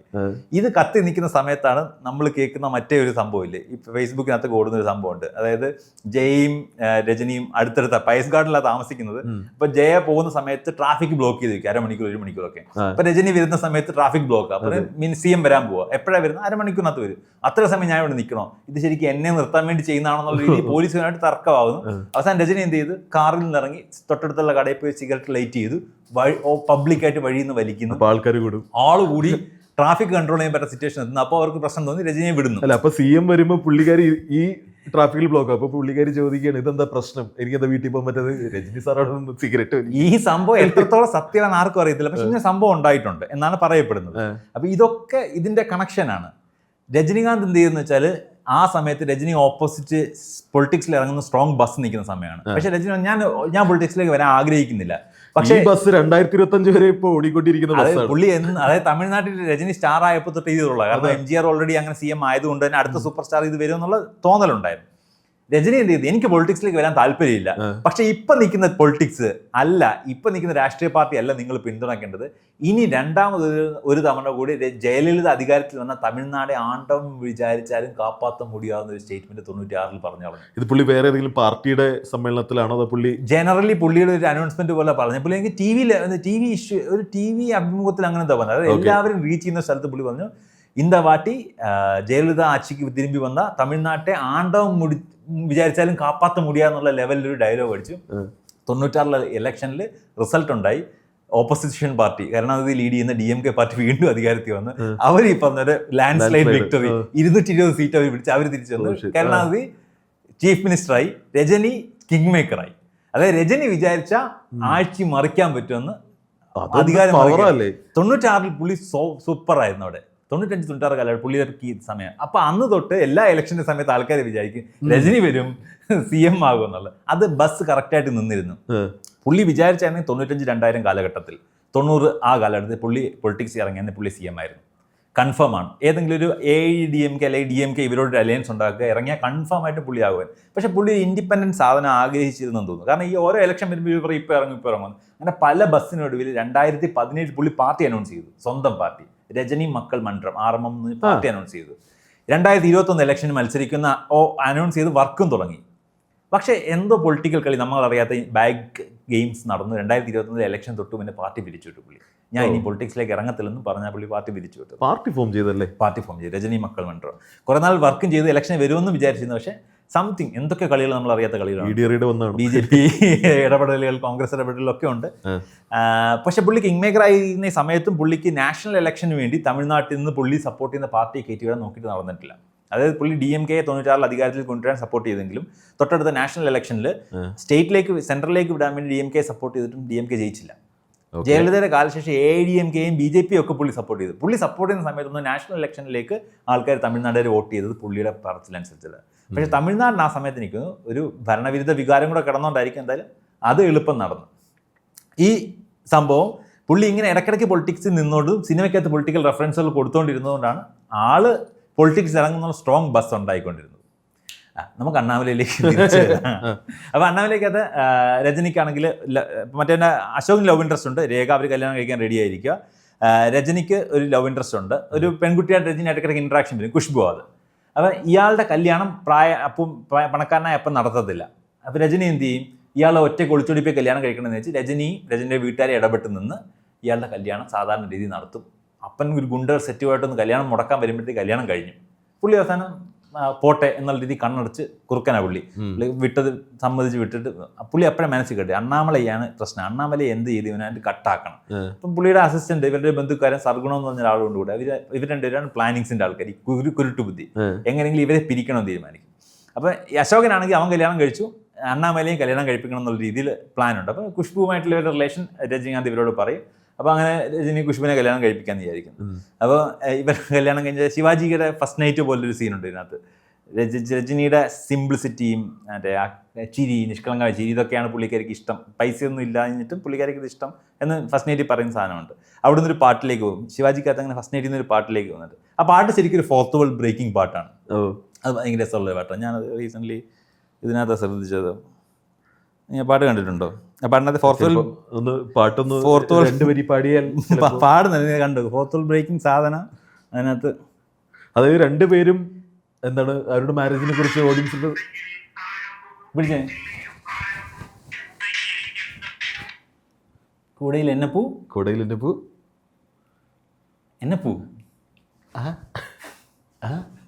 നമ്മളൊരു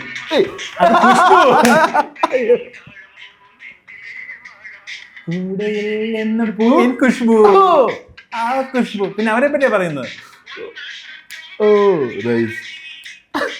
അത് കഴിഞ്ഞ് അടുത്ത് വരും. ഇനിയുണ്ടോ? അവളെ പറ്റിയാ പറയുന്നത്. ശരിക്കും ഖുഷ്ബുവിനെ പറ്റി പറയുന്നത്. അപ്പൊ ഖുഷ്ബു തിരിച്ച്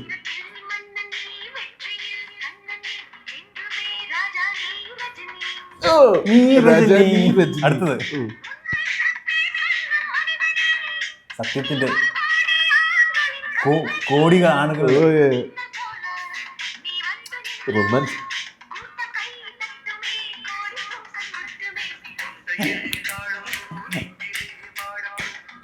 പൊളി. അപ്പോൾ കോപ്പിറൈറ്റ് അടിച്ചില്ലെങ്കിൽ ഈ സോങ് നിങ്ങൾക്ക് കേൾക്കാൻ പറ്റും. അല്ലാന്നുണ്ടെങ്കിൽ ചിലപ്പോൾ അവിടെ യൂട്യൂബ് പറയും ഇത് നിങ്ങൾ മ്യൂട്ട് ചെയ്യണമെന്ന് പറയും.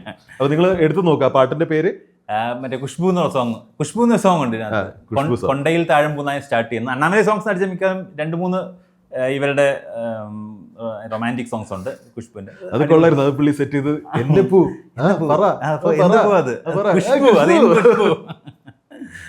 അപ്പൊ അങ്ങനെ ഇത്. അപ്പൊ ഇവരുടെ പ്രണയം ഇങ്ങനെ സക്സസ്ഫുൾ ആയിട്ട് നടന്നുകൊണ്ടിരിക്കുന്നു. അശോക് ഇടപെട്ട് ഇവരെ കല്യാണം കഴിപ്പിച്ച് വെക്കും. ഇവര് കല്യാണം കഴിച്ച് സക്സസ്ഫുൾ ആയിട്ട് പോയിക്കൊണ്ടിരിക്കുന്ന സമയത്ത് Ashok hoteliers president, 5 star hotel president അസോസിയേഷന്റെ പ്രസിഡന്റ് ആവും.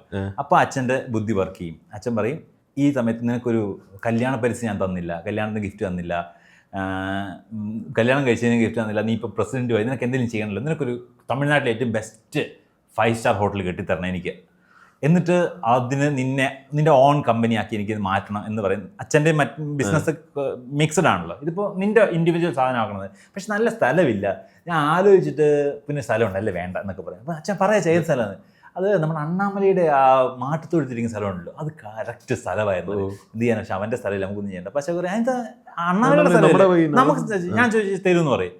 നീ ചോദിച്ചാൽ തരത്തുന്നില്ല, അയാൾ ഇളക്കി വിടും.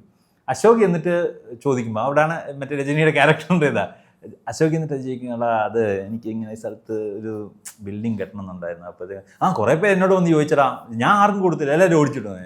അതാ ഞാൻ നിന്നോട് ചോദിക്കാൻ. അപ്പം എന്താ നിനക്ക്? അപ്പം എനിക്കൊരു 5 സ്റ്റാർ ഹോട്ടൽ ഇടാം. നിനക്ക് കെട്ടാനാണോ? നിനക്ക് കെട്ടാണെങ്കിൽ കെട്ടിക്കോ, എനിക്കെന്താ എൻ്റെ വീട് വേണം, ഇത്തിരി സ്ഥലം മതി, ബാക്കി സ്ഥലങ്ങളൊക്കെ ഇല്ല, ആടിനെ തൊഴുത്ത് പശുവിനൊക്കെ നമുക്ക് എങ്ങനെയാണെങ്കിലും സെറ്റ് ചെയ്യാന്ന് പറഞ്ഞിട്ട് പുള്ളി അവന് കൊടുക്കാൻ നൻപന് വേണ്ടി എന്തും കൊടുക്കും. അപ്പോഴത്തേക്ക് വീട്ടിലും പോയി പറഞ്ഞ എല്ലാവരും ആഘോഷിക്കും, അശോക് നമ്മുടെ വീടിന്റെ ഫ്രണ്ടിൽ 5 സ്റ്റാർ ഹോട്ടൽ കെട്ടാൻ പോകുന്നു ആ സ്ഥലത്ത് എന്നൊക്കെ പറഞ്ഞാൽ ഭയങ്കര ഹാപ്പിനെസ്. അപ്പോൾ അശോക് പറയാൻ നമുക്ക് ഡീൽ സംസാരിക്കാം, പൈസ എത്രയാണ്? കാശ്, നീ പൈസ പറഞ്ഞ എൻ്റെ അടുത്ത്, പൈസയുടെ വിഷയം സംസാരിക്കാം, നീ അവിടെ പോകാൻ പാടില്ല, നിന്റെ സ്ഥലം എൻ്റെ സ്ഥലം ഒന്നുമില്ല, ഇത് നിനക്ക് കേട്ടാ, ഈ സ്ഥലം എൻ്റെ സ്ഥലം നിനക്ക് കേട്ടാ, വെറുതെ കെട്ടിക്കോ, എനിക്കിവിടെ വീട് മാത്രം മതി എന്ന് പറഞ്ഞ് ഫുള്ള് കൊടുക്കും, ഫ്രീ ആയിട്ട് കൊടുക്കും.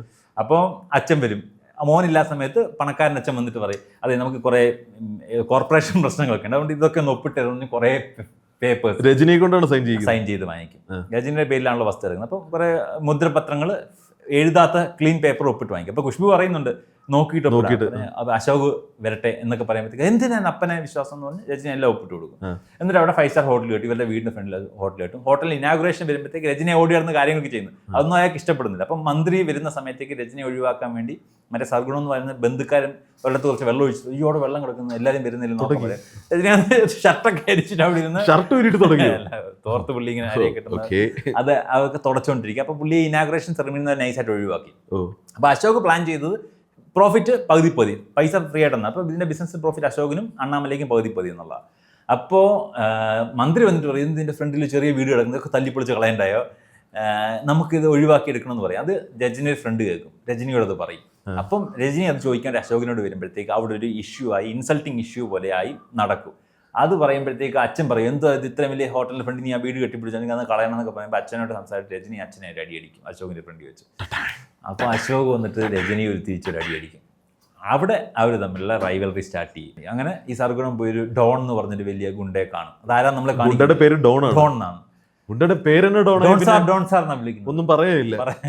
അപ്പൊ ഇത് ചെറിയ കേസ് ആരാന്ന് കാണിക്കുന്നത്, ഇത് ചെറിയ case, I'm a bad man, എനിക്ക് ഇങ്ങനത്തെ ചെറിയ പരിപാടികളൊന്നുമില്ല, I'm a bad man, ആ dialogue I'm a bad man, എനിക്ക് ചെറിയ പരിപാടി, എന്റെ പിള്ളേര് വരുമെന്ന് പറയും, വീട് ഒഴിപ്പിക്കാൻ. അങ്ങനെ ഗുണ്ടകൾ വരും, രജനിയെ അടിക്കും, രജനി അടികൊണ്ട് വീടോടെ, രജനിയെ കെട്ടിയിട്ടിട്ട് അവർ വീട് പൊളിക്കും.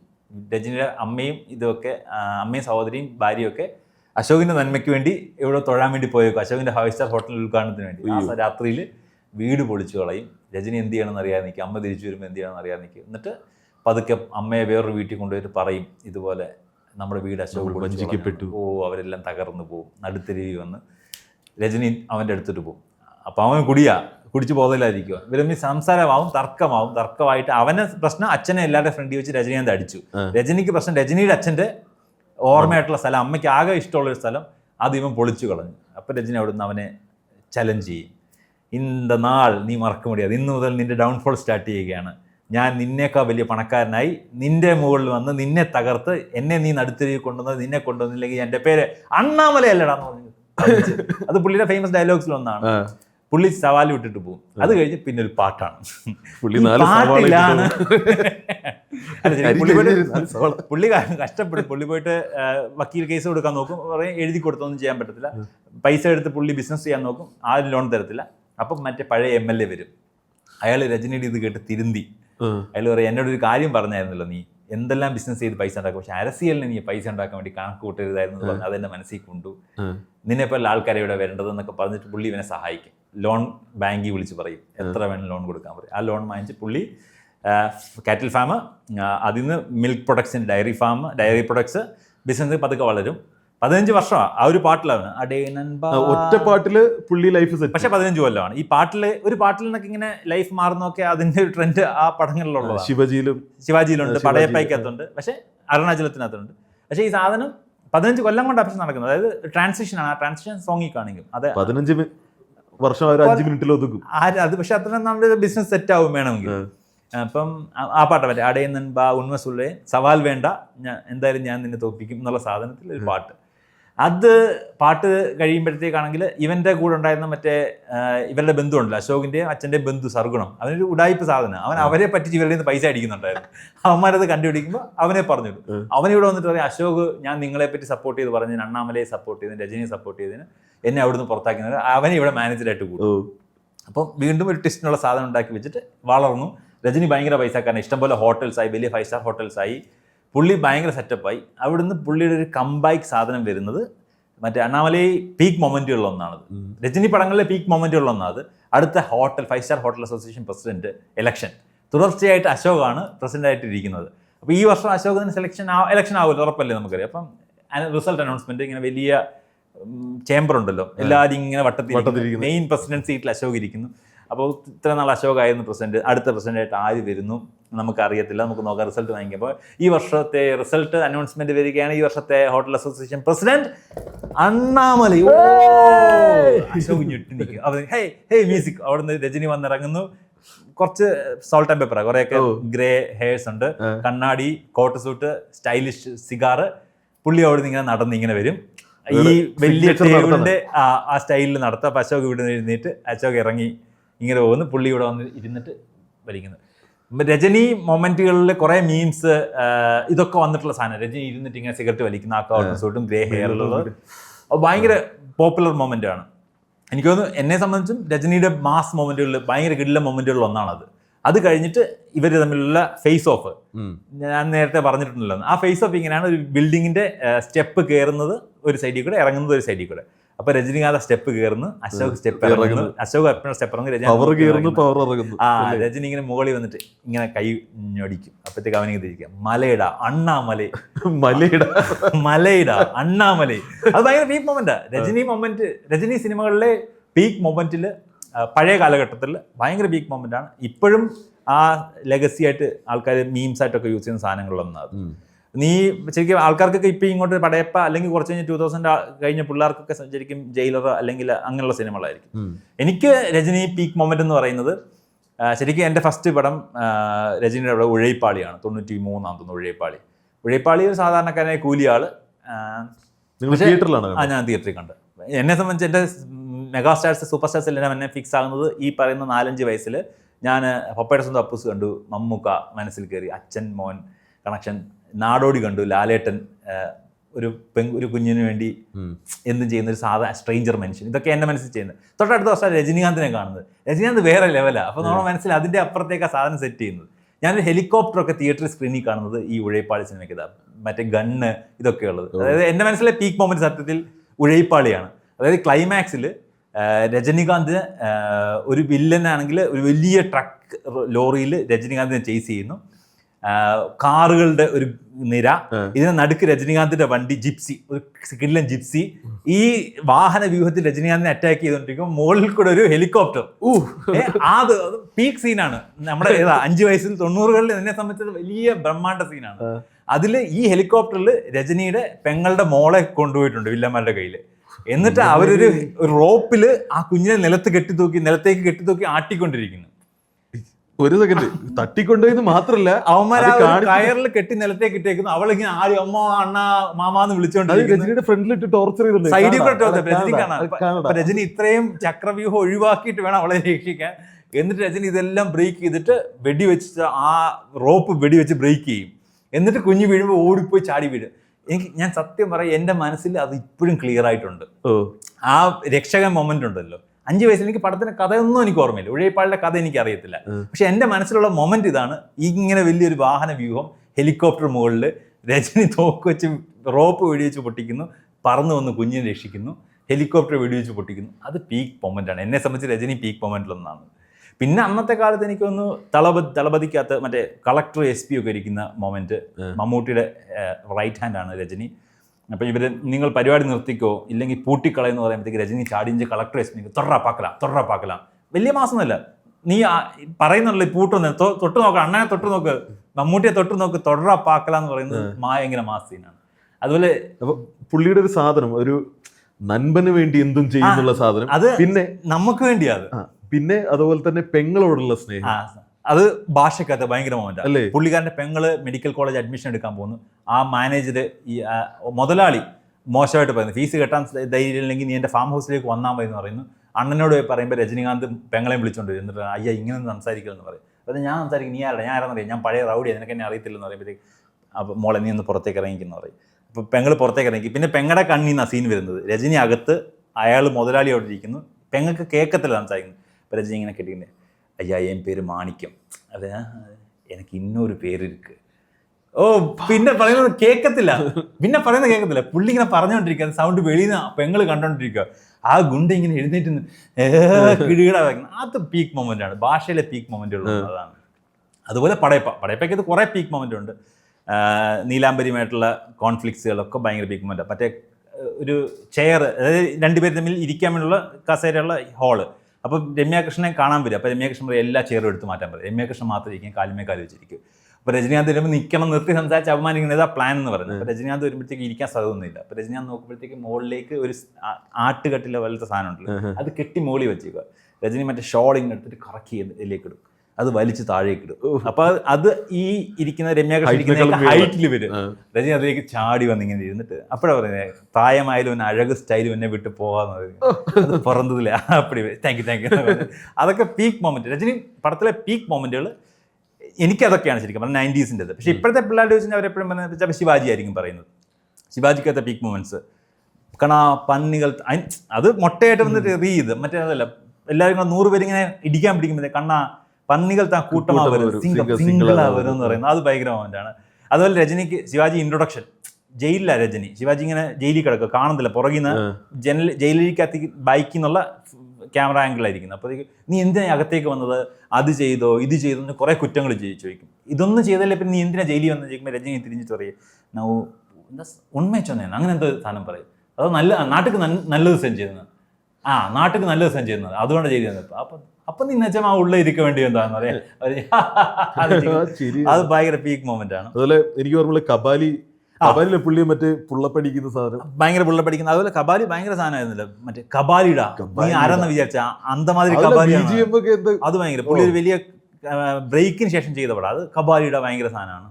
ഈവൻ പേട്ടയൊക്കെ വന്നപ്പോഴത്തേക്ക് അതിനകത്ത് ഒരുപാട് സാധനങ്ങൾ വന്നല്ലോ. പക്ഷേ കബാലി അതെന്ന് വെച്ചാൽ ഒരു വലിയ ബ്രേക്ക് വന്നു, രജനി ആൾക്കാർ മറക്കുന്നു, ഇപ്പോഴത്തെ പിള്ളേർ മറക്കുന്നു തോന്നുന്ന സമയത്താണ് ഈ കബാലി വരുന്നത്. അതുപോലെ പേട്ടയ്ക്കകത്ത് പേട്ടയുടെ ഇൻട്രൊഡക്ഷൻ സീനിനകത്ത് രജനി ചോദിക്കുന്നു, ഞാൻ വീഴ്വേനെന്ന് നെയ്ത്തായോ, പുള്ളിയുടെ ഒന്നും കഴിഞ്ഞിട്ടില്ല, ഞാൻ തീർന്നു എന്ന് വിചാരിക്കുന്നു, അങ്ങനെ സാധനം. അതുപോലെ പേട്ടയ്ക്കകത്ത് ഭയങ്കര കിട്ടുന്ന സീനാണ്. പുള്ളി ഒരു സാധാ ഹോസ്റ്റൽ വാർഡനാണ്. ബോബി സിംഹയെ പുള്ളി അടിച്ചു. അപ്പോൾ ബോബി സിംഹ അത്യാവശ്യം ടീമാണ്. അവരുടെ സീനിയർ ഗുണ്ടകളോട് പറയുമ്പോൾ അവർ വേവ് പാക്കും. പുള്ളി നിങ്ങൾ നോക്കാൻ വരുമ്പോഴത്തേക്ക് ആ സീനിയർ ഒരാൾ പറയും, അവൻ ഇരിക്കുന്ന കണ്ടറിയാം സാധാരണക്കാരനല്ല, നിങ്ങൾ പറയുന്നവൻ സംഭവക്കാരനാണെങ്കിൽ ഇപ്പം നമ്മൾ അവനെ ഒളിഞ്ഞു നോക്കുന്ന അവന് മനസ്സിലാവും, അവനിപ്പോൾ നമ്മളെ തിരിഞ്ഞു നോക്കുമെന്ന് പറയുന്ന മൊമെന്റ് രജനി ഇങ്ങനെ തിരിഞ്ഞ് അവരെ നോക്കും. അത് ഭയങ്കര കിടില മൊമെന്റ്, പേട്ടയുടെ വൻ കിടില മൊമെന്റ് ആണ്. അതുപോലെ ജയിലറിനകത്ത് മാസ് പിന്നെ വരുമ്പോഴത്തേക്ക് പിന്നെ അവർക്കറിയാം രജനി എങ്ങനെ കറക്റ്റായിട്ട് പ്ലേസ് ചെയ്യണം. സാധാരണക്കാരൻ്റെ പാവമൊക്കെ ആയിരിക്കും, പുള്ളി ഒരു താത്തയാണ് ജയിലറിനകത്ത്. പക്ഷെ കുഞ്ഞിനെ ഉപദ്രവിക്കുന്ന അല്ലെങ്കിൽ വീട്ടുകാരെ ഉപദ്രവിക്കുന്നവരെ പുള്ളി തിരിച്ചടിക്കുന്ന മൊമെന്റുകളൊക്കെ, പുള്ളിയുടെ പഴയ മാസ് പുറത്തിറങ്ങും, മാളൊക്കെ എടുത്ത് വീശുന്ന ഒരു മൊമെന്റ് ഉണ്ട്. വണ്ടിക്കകത്തേക്ക് പുള്ളി വരുന്നു കുടിച്ചതുപോലെ വരുന്നത്, 2 ഗുണ്ടകൾ പുറകെ വന്ന് ഇങ്ങനെ കോളറിന് ബൈക്കിൽ നിന്ന് പിടിക്കും. രജനി കുടിച്ചതുപോലെ കാറിനകത്തേക്ക് വിട്ട് ഇങ്ങനെ ക്യാമറയിലേക്ക് ഇങ്ങനെ ഒരു നോട്ടം, ഇവിടുന്ന് ഇങ്ങനെ തിരിയുന്നു, വലിഞ്ഞെടുക്കുമ്പോൾ കയ്യിൽ ഇങ്ങനെ വാള ഒറ്റ വിട്ട് കഴുത്ത് പോകുന്നത്. അതുപോലെ മലയാളി ഗുണ്ടകളായിരുന്നല്ലേ അത് 2 പേരും മലയാളികളായിരുന്നു, നമുക്കും കിട്ടിയത്. പിന്നെ മറ്റേ ആ വണ്ടി മറിയുന്ന സീനുണ്ടല്ലോ, വണ്ടി ഇങ്ങനെ മറിച്ചിട്ട് ഡോർ ഇങ്ങനെ അടയ്ക്കുമ്പോൾ 3 സൂം ഷോട്ട് വരുന്നു, അത് ഭയങ്കര ഇന്റർവൽ ഷോട്ട് ആയിരുന്നല്ലേ. ഇന്റർവൽ ടൈം ആണ്. അതായത് അത് ഭയങ്കര രസമുള്ള ഇങ്ങനെ, അത് ഭയങ്കര അത് ഇന്റർവെൽ കഴിഞ്ഞ് വരുമ്പോൾ വിനായകൻ രജനിയെ അടിക്കാൻ വേണ്ടി പഞ്ചാബിൽ നിന്ന് ഒരാളിനെ ഇറക്കി വെച്ചേക്കോ, അതിന്റെ ഇടയ്ക്ക് രജനീകാന്ത് വന്ന് ഇറങ്ങി ഹുക്കും പാട്ടും ഇതും. അപ്പോൾ ഇവർ ഇത്രയും പേര് വന്ന് രജനിയെ അടിക്കാനല്ല, രജനിക്ക് പ്രൊട്ടക്ഷന് വേണ്ടി അവരെ വന്നത്. രജനി പഴയ കില്ലാടിയാണ്. ഇതുപോലെ മൊമെന്റുകൾ, ആ മാസ്, അതിന്റെ ബിജിഎം എല്ലാം അടിപൊളി. അതുപോലെ നീ ശ്രദ്ധിക്കാൻ സാധ്യതയുള്ള സ്ഥലമാണ് കാലാട് ഒരു ഫൈറ്റ് ഉണ്ട്, ഒരു ബ്രിഡ്ജ് ഫൈറ്റ് ഉണ്ട്. രജനിക്ക് അവന്മാർ സ്കെച്ച് ചെയ്തേക്കാണ് വില്ലന്മാർ. അപ്പം തിരക്കിൽ നിന്ന് മാറി ഒരു ബ്രിഡ്ജിനകത്തേക്ക് രജനിയെ വഴി തെറ്റിച്ച് കയറ്റി വണ്ടി നിർത്തി ഡ്രൈവർ ഇറങ്ങിപ്പോയി. മഴ പെയ്യുന്നു, ബ്ലാക്ക് മുണ്ട് ബ്ലാക്ക് ഷർട്ട് രജനി, പ്രായമുള്ള മനുഷ്യൻ പുറത്തേക്ക് ഇറങ്ങുന്ന ഒരു കൊട വെച്ചൊരു ഫൈറ്റ് ഉണ്ട്, അത് ഗംഭീര സാധനമാണ്. അങ്ങനെ പീക്ക് മൊമെന്റുകൾ രജനി പടങ്ങൾക്കുള്ളത് ഹൈലൈറ്റ് ആണ്. അത് അണ്ണാമലയ്ക്കകത്ത് ഇപ്പോൾ പീക്ക് മൊമെന്റ് ആണ്. ഈ ഹോട്ടൽ അസോസിയേഷൻ ഇതിനു വേണ്ടി പുള്ളി വരുന്ന ഈ സാധനം ഇവിടുന്ന് അങ്ങോട്ട് ഈ പറഞ്ഞ ഡയലോഗ്സ്, അതായത് ഡയലോഗ്സും ഭയങ്കര പോപ്പുലർ. അണ്ണാമലയ്ക്കകത്ത് തന്നെ മറ്റേ ഞാൻ സൊല്ലത് സേവേ ഞാൻ സൊല്ലാതതേ സേവേ എന്ന് പറയുന്ന ഡയലോഗ്, അതുപോലെ ഈ സവാൽ അവരുടെ ചലഞ്ചിന്റെ ഡയലോഗ് ഭയങ്കര പോപ്പുലറാണ്. മലയുടെ അണ്ണാമലയുടെ ഭയങ്കര പോപ്പുലറാണ്. അതുപോലെ ഈ I am a bad man ഉണ്ടല്ലോ ഈ വില്ലൻ പറയുന്നത്, ഈ ക്ലൈമാക്സിൽ രജനി തിരിച്ചു പറയും I am a bad man എന്നുള്ളത്. അപ്പൊ ഇംഗ്ലീഷ് പറയുന്നത് നമുക്കറിയാം, നമ്മുടെ നാട്ടിൽ നമ്മുടെ നായകൻ ഇംഗ്ലീഷ് പറയുന്നത് ഭയങ്കര കൂളാണ്. അലക്കുമ്പോഴേ പക്ഷെ ഇവര് ഈ പറയുന്ന പോപ്പുലർ സാധനങ്ങളായിട്ട് പറയുന്ന ഡയലോഗ് നോർമൽ സ്ലാങ്ങിലാണ് പറയുന്നതെങ്കിൽ നമുക്ക് അവർ പറയാൻ ഭയങ്കര ഇഷ്ടമായിട്ട് തോന്നുന്നു. അങ്ങനെ മന്നനകത്ത് അങ്ങനെ സീനുണ്ട്. മന്നനകത്ത് ഇപ്പൊ വിജയശാന്തി ഇങ്ങനെ ഇവനെ പറ്റിച്ച് കല്യാണം കഴിക്കും, ഓടി നടന്നിട്ട് രജനിയെ പറ്റിച്ച് രജനിയെ അമ്മയൊക്കെ പറഞ്ഞ് ഇളക്കി ഇവള് കല്യാണം കഴിക്കും, എന്നിട്ട് തോപ്പിക്കാനാണ് നോക്കുന്നത്. പക്ഷെ രജനി അവിടെയും പുള്ളിയെ തിരിച്ചടിച്ചു, അവരുടെ ക്ലാഷ് നടന്നുകൊണ്ടിരിക്കും. അപ്പൊ അങ്ങനെ ഭാര്യ ഭർത്താവ് ക്ലാഷ് ആണ്. പിന്നെ അല്ല, ഭാര്യ ഭർത്താവിന്റെ മുകളിലെ ക്ലാഷ് നോക്കും, പക്ഷെ രജനി അതിനകത്തൊന്നും പിടികൊടുക്കാതെ പുറത്തെ ഫാക്ടറി പൊളിറ്റിക്സും ഇതും വേറെ വേറെ തന്നെ കാണും, വീട് വേറെ ഇതായിട്ട് കാണും. വീട്ടിലെത്തുമ്പോ ഭയങ്കര സ്നേഹം. ഇല്ല, സ്നേഹിക്കാൻ അവള് സമ്മതിക്കത്തില്ല. അവിടെ ചെന്നാൽ ഇവനെ ഭരിക്കാൻ ഇവനെ സമ്മതിക്കില്ല. അപ്പൊ ഒരു വലിയ മീറ്റിംഗ്, ഇവര് മുതലാളി പോവുക, പക്ഷെ ഇവനെ കൊണ്ടുപോകാൻ പറ്റത്തില്ല, കാരണം ഇവൻ മെക്കാനിക്കാണല്ലോ, ഇവർക്ക് നാണക്കേടുവാ. അപ്പൊ അവളോട് ചെല്ലുമ്പോൾ ഭർത്താവ് വന്നിട്ടെന്ന് പറയും. അപ്പൊ എല്ലാവരും കളിയാക്കും, ഭർത്താവ് കൂലിയാ മെക്കാനിക്കാ എങ്ങനെ കൊണ്ടുവരും, നാണക്കേടാണ്. അപ്പൊ രജനി വരും, രജനിയുടെ mass comeback. Rajini coat suit ഇട്ട് വരും, വന്നിട്ട് ഇംഗ്ലീഷ് സംസാരിക്കും അവിടെ. മറ്റേ Jayan style, maybe we are trolley pullers but we are not beggars. ആ സാധനം പുള്ളി പറയും. നീ വിചാരിക്കും എനിക്ക് പണവും ഇല്ല പഠിത്തം ഇല്ലെന്ന്, പക്ഷെ നീ വിചാരിക്കുന്നതല്ല, എന്റെ ഹ്യൂമാനിറ്റിയാണ് നീ നോക്കുന്നെങ്കിൽ ഞാൻ നിന്നേക്കാൾ മുകളിലാണ് എന്ന് പറഞ്ഞ് ഇംഗ്ലീഷ് ഡയലോഗ് ഉണ്ട്. ഭയങ്കര മാസ് ഇംഗ്ലീഷ് ഡയലോഗ് ഉണ്ട്. രജനി ഇംഗ്ലീഷ് പടത്തിൽ അഭിനയിച്ചിട്ടുണ്ട്, അറിയാം? ഏത്? ബ്ലഡ് സ്റ്റോൺ എന്ന് വലിയൊരു ഇംഗ്ലീഷ് പടത്തിൽ രജനി അഭിനയിച്ചു. വേറെ ആരൊക്കെയാ അതിനകത്ത്? അത്ര പോപ്പുലർ ആക്ടേഴ്സ് അല്ല, പക്ഷെ അത് ഇന്ത്യ നടക്കുന്ന ഇംഗ്ലീഷ് കഥയായിട്ട് ഹോളിവുഡ് പ്രൊഡക്ഷൻ തന്നെ. അതിനകത്ത് രജനി ഒരു ഓട്ടോയോ ടാക്സി ഡ്രൈവർ എങ്ങാണ്ടാണ്, പക്ഷെ ഇംഗ്ലീഷ് അറിയാമെന്നല്ല. അപ്പോൾ വരുന്ന ഒരാൾക്ക് വേണ്ടി പോകുന്നത്. അപ്പോൾ രജനി അതിന്റെ മെയിൻ ആക്ടറിൽ ഒരാളാണ്. എനിക്ക് പണ്ട് ഇങ്ങനെ കണ്ടേക്കുന്നതിൽ ഒരു മെയിൻ സ്ട്രീം ഭയങ്കര കിടിലൻ ഹോളിവുഡ് സിനിമയിൽ അഭിനയിച്ച അംരീഷ് പുരി വില്ലനായിട്ട് അഭിനയിച്ചിട്ടുണ്ട്. അത് ശരിക്കും പടം നടക്കുന്ന ഇന്ത്യയിൽ കൂടെയാണ്, അതുകൊണ്ടാണ്. അപ്പൊ ഇതുപോലെ ഹോളിവുഡിൽ പടം നടക്കുന്ന ഇവിടെയാണ്. എനിക്ക് രജനി മെയിനായിട്ട് തമിഴ് സിനിമ അഭിനയിച്ചുകൊണ്ടിരിക്കുന്നത്, തമിഴ് സ്റ്റാർ. പക്ഷെ പുള്ളി കന്നഡയിലും തെലുങ്കിലും ഹിന്ദിയിലും ഒരേപോലെ അത്രയും നമ്പേഴ്സ് ഓഫ് സിനിമ വേറെയും ചെയ്തിട്ടുണ്ട്. ഈ സ്റ്റാർ നിൽക്കുന്ന ആൾ എണ്ണം തയ്ക്കാൻ വേണ്ടി പുള്ളി മലയാളത്തിൽ അഭിനയിച്ചിട്ടുണ്ട്, ബംഗാളിയിൽ അഭിനയിച്ചിട്ടുണ്ട്. ഭാഗ്യദാത എന്നൊരു പടത്തിൽ ബംഗാളിയിൽ സ്പെഷ്യൽ റോളിൽ പുള്ളി ചെയ്തിട്ടുണ്ട്. അതുപോലെ മലയാളത്തിൽ ഐ വി ശശിയുടെ അലാവുദ്ദീൻ അത്ഭുത വിളക്കിനകത്തും കമലും രജനി അഭിനയിച്ചിട്ടുണ്ട്. നായകൻ കമലും രജനി വില്ലൻ. മലയാള സിനിമ അലാവുദ്ദീൻ അത്ഭുത വിളക്ക്, ഐ വി ശശിയുടെ പടം. കമൽഹാസൻ നായകൻ, രജനീകാന്ത്. ഏത് കാലത്ത്? 80s ഇവര് നായകനായിട്ട് അവരും, അതായത് രജനിയും കമലും മലയാളത്തിലും. കമല് മലയാളത്തിൽ കുറെ പടത്തിൽ രജനിയും കമലും ഒന്നിച്ച് അലാവുദ്ദീൻ അത്ഭുത വിളക്ക് മലയാളം തമിഴ് മലയാളം തന്നെ സംസാരിക്കും. മലയാളം തമിഴ് പടം ചെയ്തിട്ടുണ്ട് അവര്. രജനി സംസാരിക്കുന്ന മലയാളം തന്നെ. ആ പടം രജനി 2 മലയാളം പടം ചെയ്തിട്ടുണ്ട്. ഗർജനം എന്നൊരു പടം 81 83 ഗർജനം എന്നൊരു പടം ചെയ്തിട്ടുണ്ട്. ആ പടം ട്രൈലിംഗിലായിട്ട് പ്ലാൻ ചെയ്തു, അതായത് തമിഴ് കന്നഡ മലയാളം പ്ലാൻ ചെയ്തു. രജനി കരിയറിലെ വലിയ ഫ്ലോപ്പിലൊന്നാണ് ഗർജനം. 3 ലാംഗ്വേജിൽ ഒരുപോലെ പൊളിഞ്ഞ പടം. തമിഴ്നാട്ടിൽ 52 ദിവസം ഓടിയിട്ടുള്ളൂ. രജനിയുടെ കരിയറിൽ ഏറ്റവും കുറഞ്ഞ ദിവസം ഓടിയ പടം ചിലപ്പോൾ ഗർജനായിരിക്കും. 50 ദിവസം. അത് 50 ദിവസമാണ്. പക്ഷേ പുള്ളിയുടെ ബഡ്ജറ്റ് ഇതൊക്കെ വെച്ചിട്ടാണത് ഫ്ലോപ്പ് ആവുന്നത്. അപ്പം അങ്ങനെ പുള്ളി കരിയർ ഓടി നടന്ന് ചെയ്തുകൊണ്ടിരുന്ന പുള്ളി ഈ ഗർജനത്തോടെ മലയാളം നിർത്തി, അതുപോലെ കന്നഡ അഭിനയിക്കുന്ന നിർത്തി. ആ പടത്തോടെ 95 ഹിന്ദി അഭിനയിക്കുന്ന നിർത്തി, മെയിനായിട്ട് ചെയ്ത് നിർത്തി. പിന്നെ ഗസ്റ്റ് റോളിൽ എനിക്ക് തോന്നുന്നു നാട്ടാമയുടെ ഹിന്ദി റീമേക്ക് അനിൽ കപൂർ ബുലന്തി എന്ന പേര് ചെയ്തപ്പോൾ അതിനകത്ത് ഗസ്റ്റ് റോളിൽ പോയി ചെയ്തിട്ടുണ്ടായിരുന്നു. തെലുങ്കിലും പുള്ളി ഗസ്റ്റ് റോളിൽ ഈ നാട്ടാമയുടെ റീമേക്കിന് വേണ്ടി മോഹൻ ബാബുവിന് വേണ്ടി ചെയ്തിട്ടുണ്ട്. അതേ ഉള്ളൂ പുള്ളി അങ്ങനെ ഭാഷ വിട്ടുപോയത്. 95 പുള്ളി ഭയങ്കര സൂപ്പർ സ്റ്റാർ ആയി. പുള്ളിക്ക് മനസ്സിലായി തമിഴ്നാട് പുള്ളിയുടെ കൺട്രോളിലാണ്. പുള്ളി പിന്നെ അങ്ങനെ അധികം പുറത്തേക്ക് രാവണിനകത്ത്, ഷാറൂഖ് ഖാന്റെ രാവണിനകത്ത് ചിട്ടി വരുന്നുണ്ട്, ഒരു ഗസ്റ്റ് റോൾ വരുന്നത്. ഇതൊക്കെയാണ് പിന്നെ പുള്ളി ചെയ്ത guest role. So back to നമ്മള് പുള്ളി ഭയങ്കര സംഭവമായി നിൽക്കുകയാണ്. പുള്ളി ആ സംഭവമായിട്ട് നിൽക്കുമ്പോഴും പുള്ളി ഇനിയും അവനെ അടിച്ച് താഴെ ഇറക്കണം. പിന്നെ പുള്ളി അവിടെ നിന്ന് ഇങ്ങനെ പതുക്കെ പുള്ളി കിട്ടില്ല അടിയാ. അത് ഫ്രണ്ടാണ്, പക്ഷെ ഫ്രണ്ടിനെ അടിച്ച് തോപ്പിക്കാൻ വേണ്ടിയിട്ടുള്ളതാണ്. ഒരു ഭയങ്കര പോപ്പുലർ ഓപ്ഷൻ സീനുണ്ട്. ഏതോ ഒരു 5 സ്റ്റാർ വിളിയൊന്നും വേണ്ട, ഏതൊരു 5 സ്റ്റാർ ഹോട്ടൽ. അപ്പൊ അതിനുവേണ്ടി വിളിക്കുവോ. അപ്പൊ അശോക് വിളിച്ചോണ്ടിരിക്കുന്നു. അപ്പോഴത്തേക്ക് അണ്ണാമലൈ വരുന്നു. 2 കോടി രൂപയുടെ ഹോട്ടലേ ഉള്ളൂ. വിളിച്ച് ഇവർ 2, 2.5, 3 ഇയാൾ എന്ത് വിളിച്ചാലും ഇയാൾ നേരെ ജമ്പ് ചെയ്ത് മുകളിലേക്ക് അടിക്കും. അങ്ങനെ 3 കോടിയുടെ ഹോട്ടൽ 12 കോടി വരെ. അവസാനം അശോക് 12 കോടി എടുക്കുമ്പോൾ രജനീകാന്ത് പറയും എന്നാ നീ പുള്ളി ഉദ്ദേശത്തില്ല, ഇവനെ അടിച്ചു തോപ്പിക്കാനാണോ എന്ന്. അങ്ങനെ പുള്ളിക്ക് 2 കോടി 3 കോടി ഹോട്ടൽ 12 കോടിക്ക് വാങ്ങിക്കേണ്ടി വരും. അങ്ങനെ അയാൾ അതിന്റെ വീട് വിൽക്കും. അശോക് വീട് വിറ്റിട്ടാണെങ്കിലും എടുക്കേണ്ടി വരും. ആ വീട് ഓപ്ഷൻ വെക്കുമ്പോൾ അണ്ണാമലൈ ആ വീട് വാങ്ങിക്കും.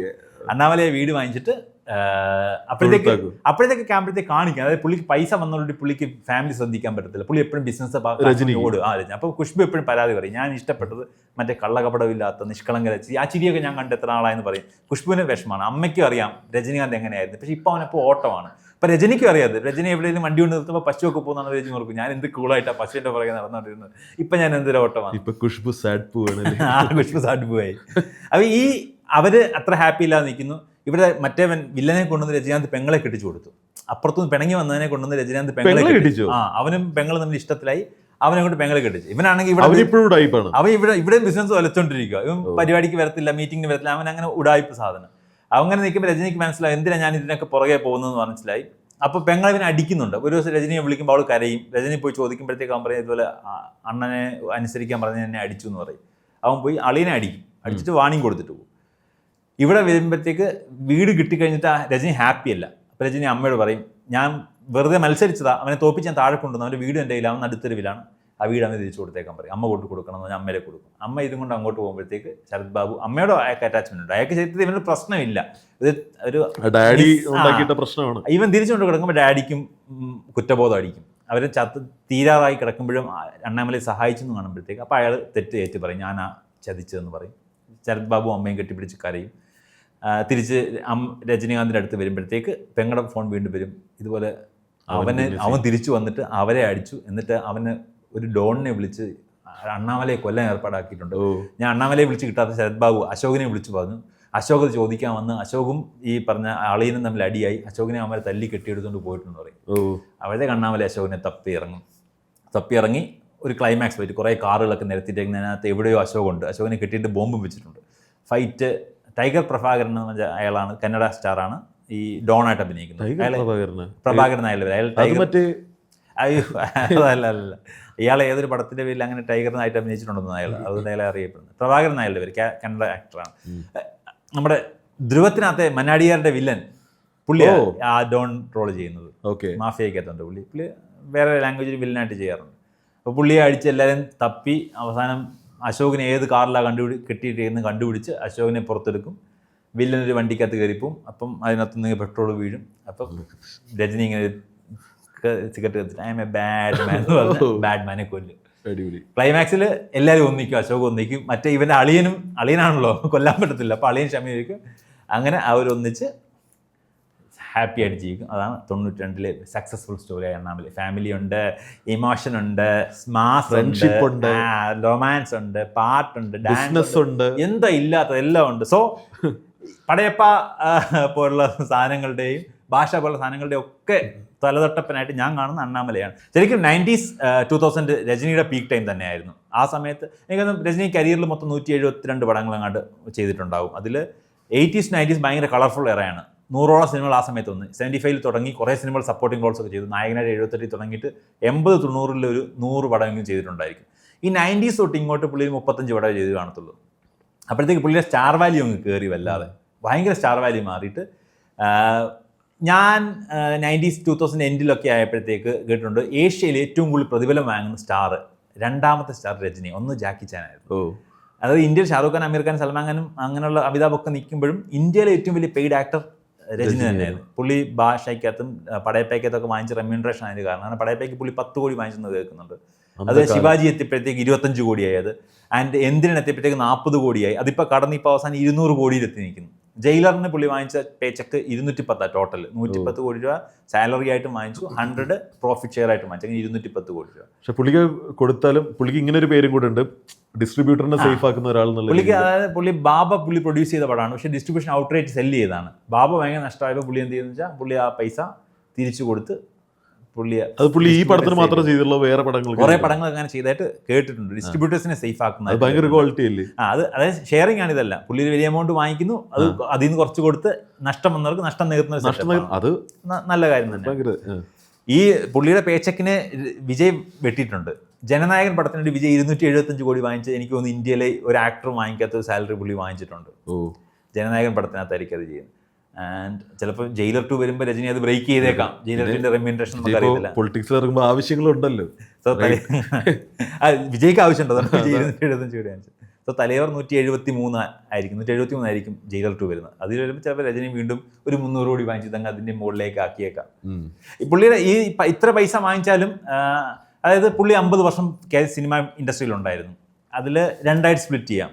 അതായത് 2000-ന് മുന്നേ 2000-ന് ശേഷം. ഈ 2000-ന് ശേഷം പുള്ളി ഒരു 15 പടത്തിൽ അഭിനയിച്ച് കാണത്തുള്ളൂ. 2000 ശേഷം പുള്ളി 15 പടത്തിൽ അഭിനയിച്ച് കാണത്തുള്ളൂ.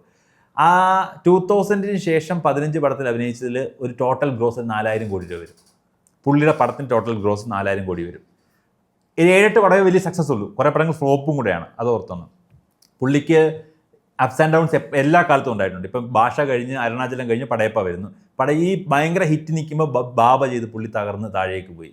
അതുപോലെ തന്നെ ആണെങ്കിൽ ശിവാജി, എന്ദ്രൻ ഭയങ്കര ഹിറ്റായിട്ട് നിൽക്കുന്ന സമയത്ത് പുള്ളിക്ക് ഒരു 2011 സമയത്ത് പുള്ളിക്ക് ഭയങ്കര സീരിയസ് ഒരു ഇഷ്യൂ വന്നായിരുന്നു. പുള്ളിക്ക് ഒരു ഫുട്ബോൾ ഡിസീസിൽ നിന്ന് പുള്ളി ഹോസ്പിറ്റലൈസ്ഡ് ആയി. അത് ഭേദമാകാതെ അസുഖം മൂർച്ഛിച്ചു. പുള്ളി പല ഹോസ്പിറ്റലിൽ മാറി, അത് മരിച്ചു പോകുന്ന ഒരു റൂമർ ഉണ്ടായിരുന്ന സമയത്ത്. ആൻഡ് അമിതാഭ് ബച്ചൻ സിംഗപ്പൂരിൽ ഹോസ്പിറ്റൽ സജസ്റ്റ് ചെയ്തിട്ട് അമിതാഭ് ബച്ചൻ ഇടപെട്ട് പുള്ളിയെ സിംഗപ്പൂരിന് തട്ടി. അവിടെ പോയി 2 മാസം ഹോസ്പിറ്റലിൽ കിടന്നത്. 4-5 മാസം പുള്ളി കംപ്ലീറ്റ്ലി ഹോസ്പിറ്റലൈസ് ആയ സമയം ഉണ്ടായിരുന്നു. ആ സമയത്ത് നിന്ന് പുള്ളി തിരിച്ചു വന്നിട്ട് പുള്ളി തിരിച്ച് വരത്തില്ലെന്ന് ആൾക്കാർ വിചാരിച്ചു. കാരണം കൊച്ചടയാൻ ലിങ്കൊക്കെ പിന്നെ ഫ്ലോപ്പ് ആയി നിൽക്കുന്ന സമയത്താണ് നീ പറഞ്ഞ കബാലി ഹാപ്പൻ ചെയ്യുന്നത്. 300 കോടി കളക്ഷൻ നടത്തിയൊരു പടവുമായിട്ട് പുള്ളി തിരിച്ചു വന്നു. അത് ഭയങ്കര സംഭവമായിട്ട് ആക്കിയത്. ആൻഡ് ദെൻ കാല ഹാപ്പൻ ചെയ്തു, പേട്ട വന്നു, എന്ദ്രൻ 2.0 വന്നു.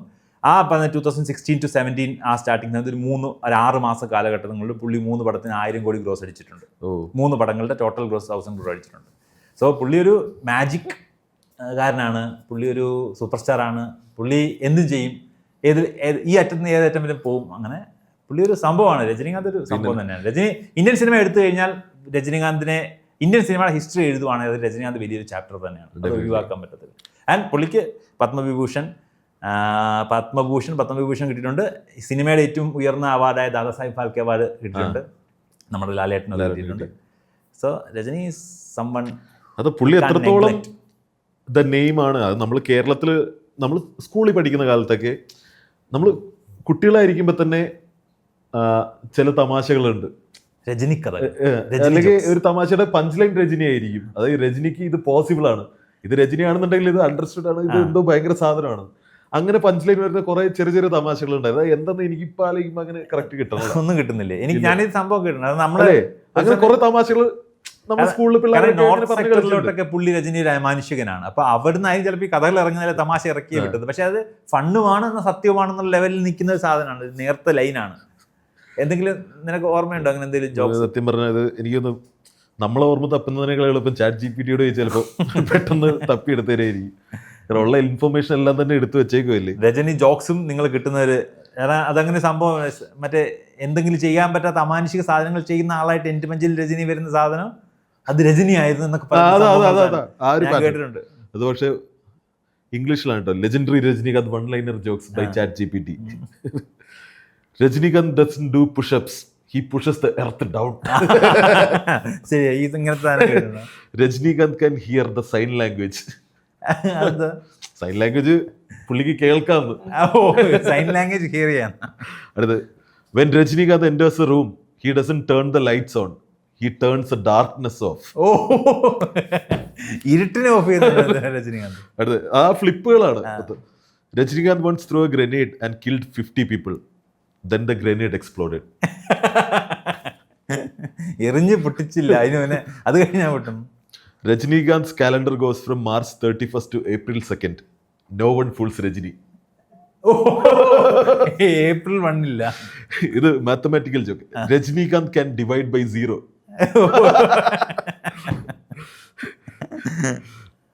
Rajinikanth can kill corona with a missed call. അതെനിക്ക് അങ്ങനെ പറ്റിയില്ല. മിസ്ഡ് കോൾ അങ്ങനെ വല്ലതും ഉണ്ടായിരുന്നോ? പോട്ടെ ചാറ്റ് ജിപിടിക്ക് അബദ്ധം പറ്റും. ചാറ്റ് ജിപിടി കൊള്ളില്ല. ഈ പുള്ളി ഓപ്പൺ മൈക്ക് പോലെയാണല്ലോ ഇത് വരുന്നത്. ഇത് നന്നായില്ല. Rajinikanth doesn't breathe air, air breathes Rajinikanth. തലൈവരാണല്ല. Rajinikanth can make onions cry.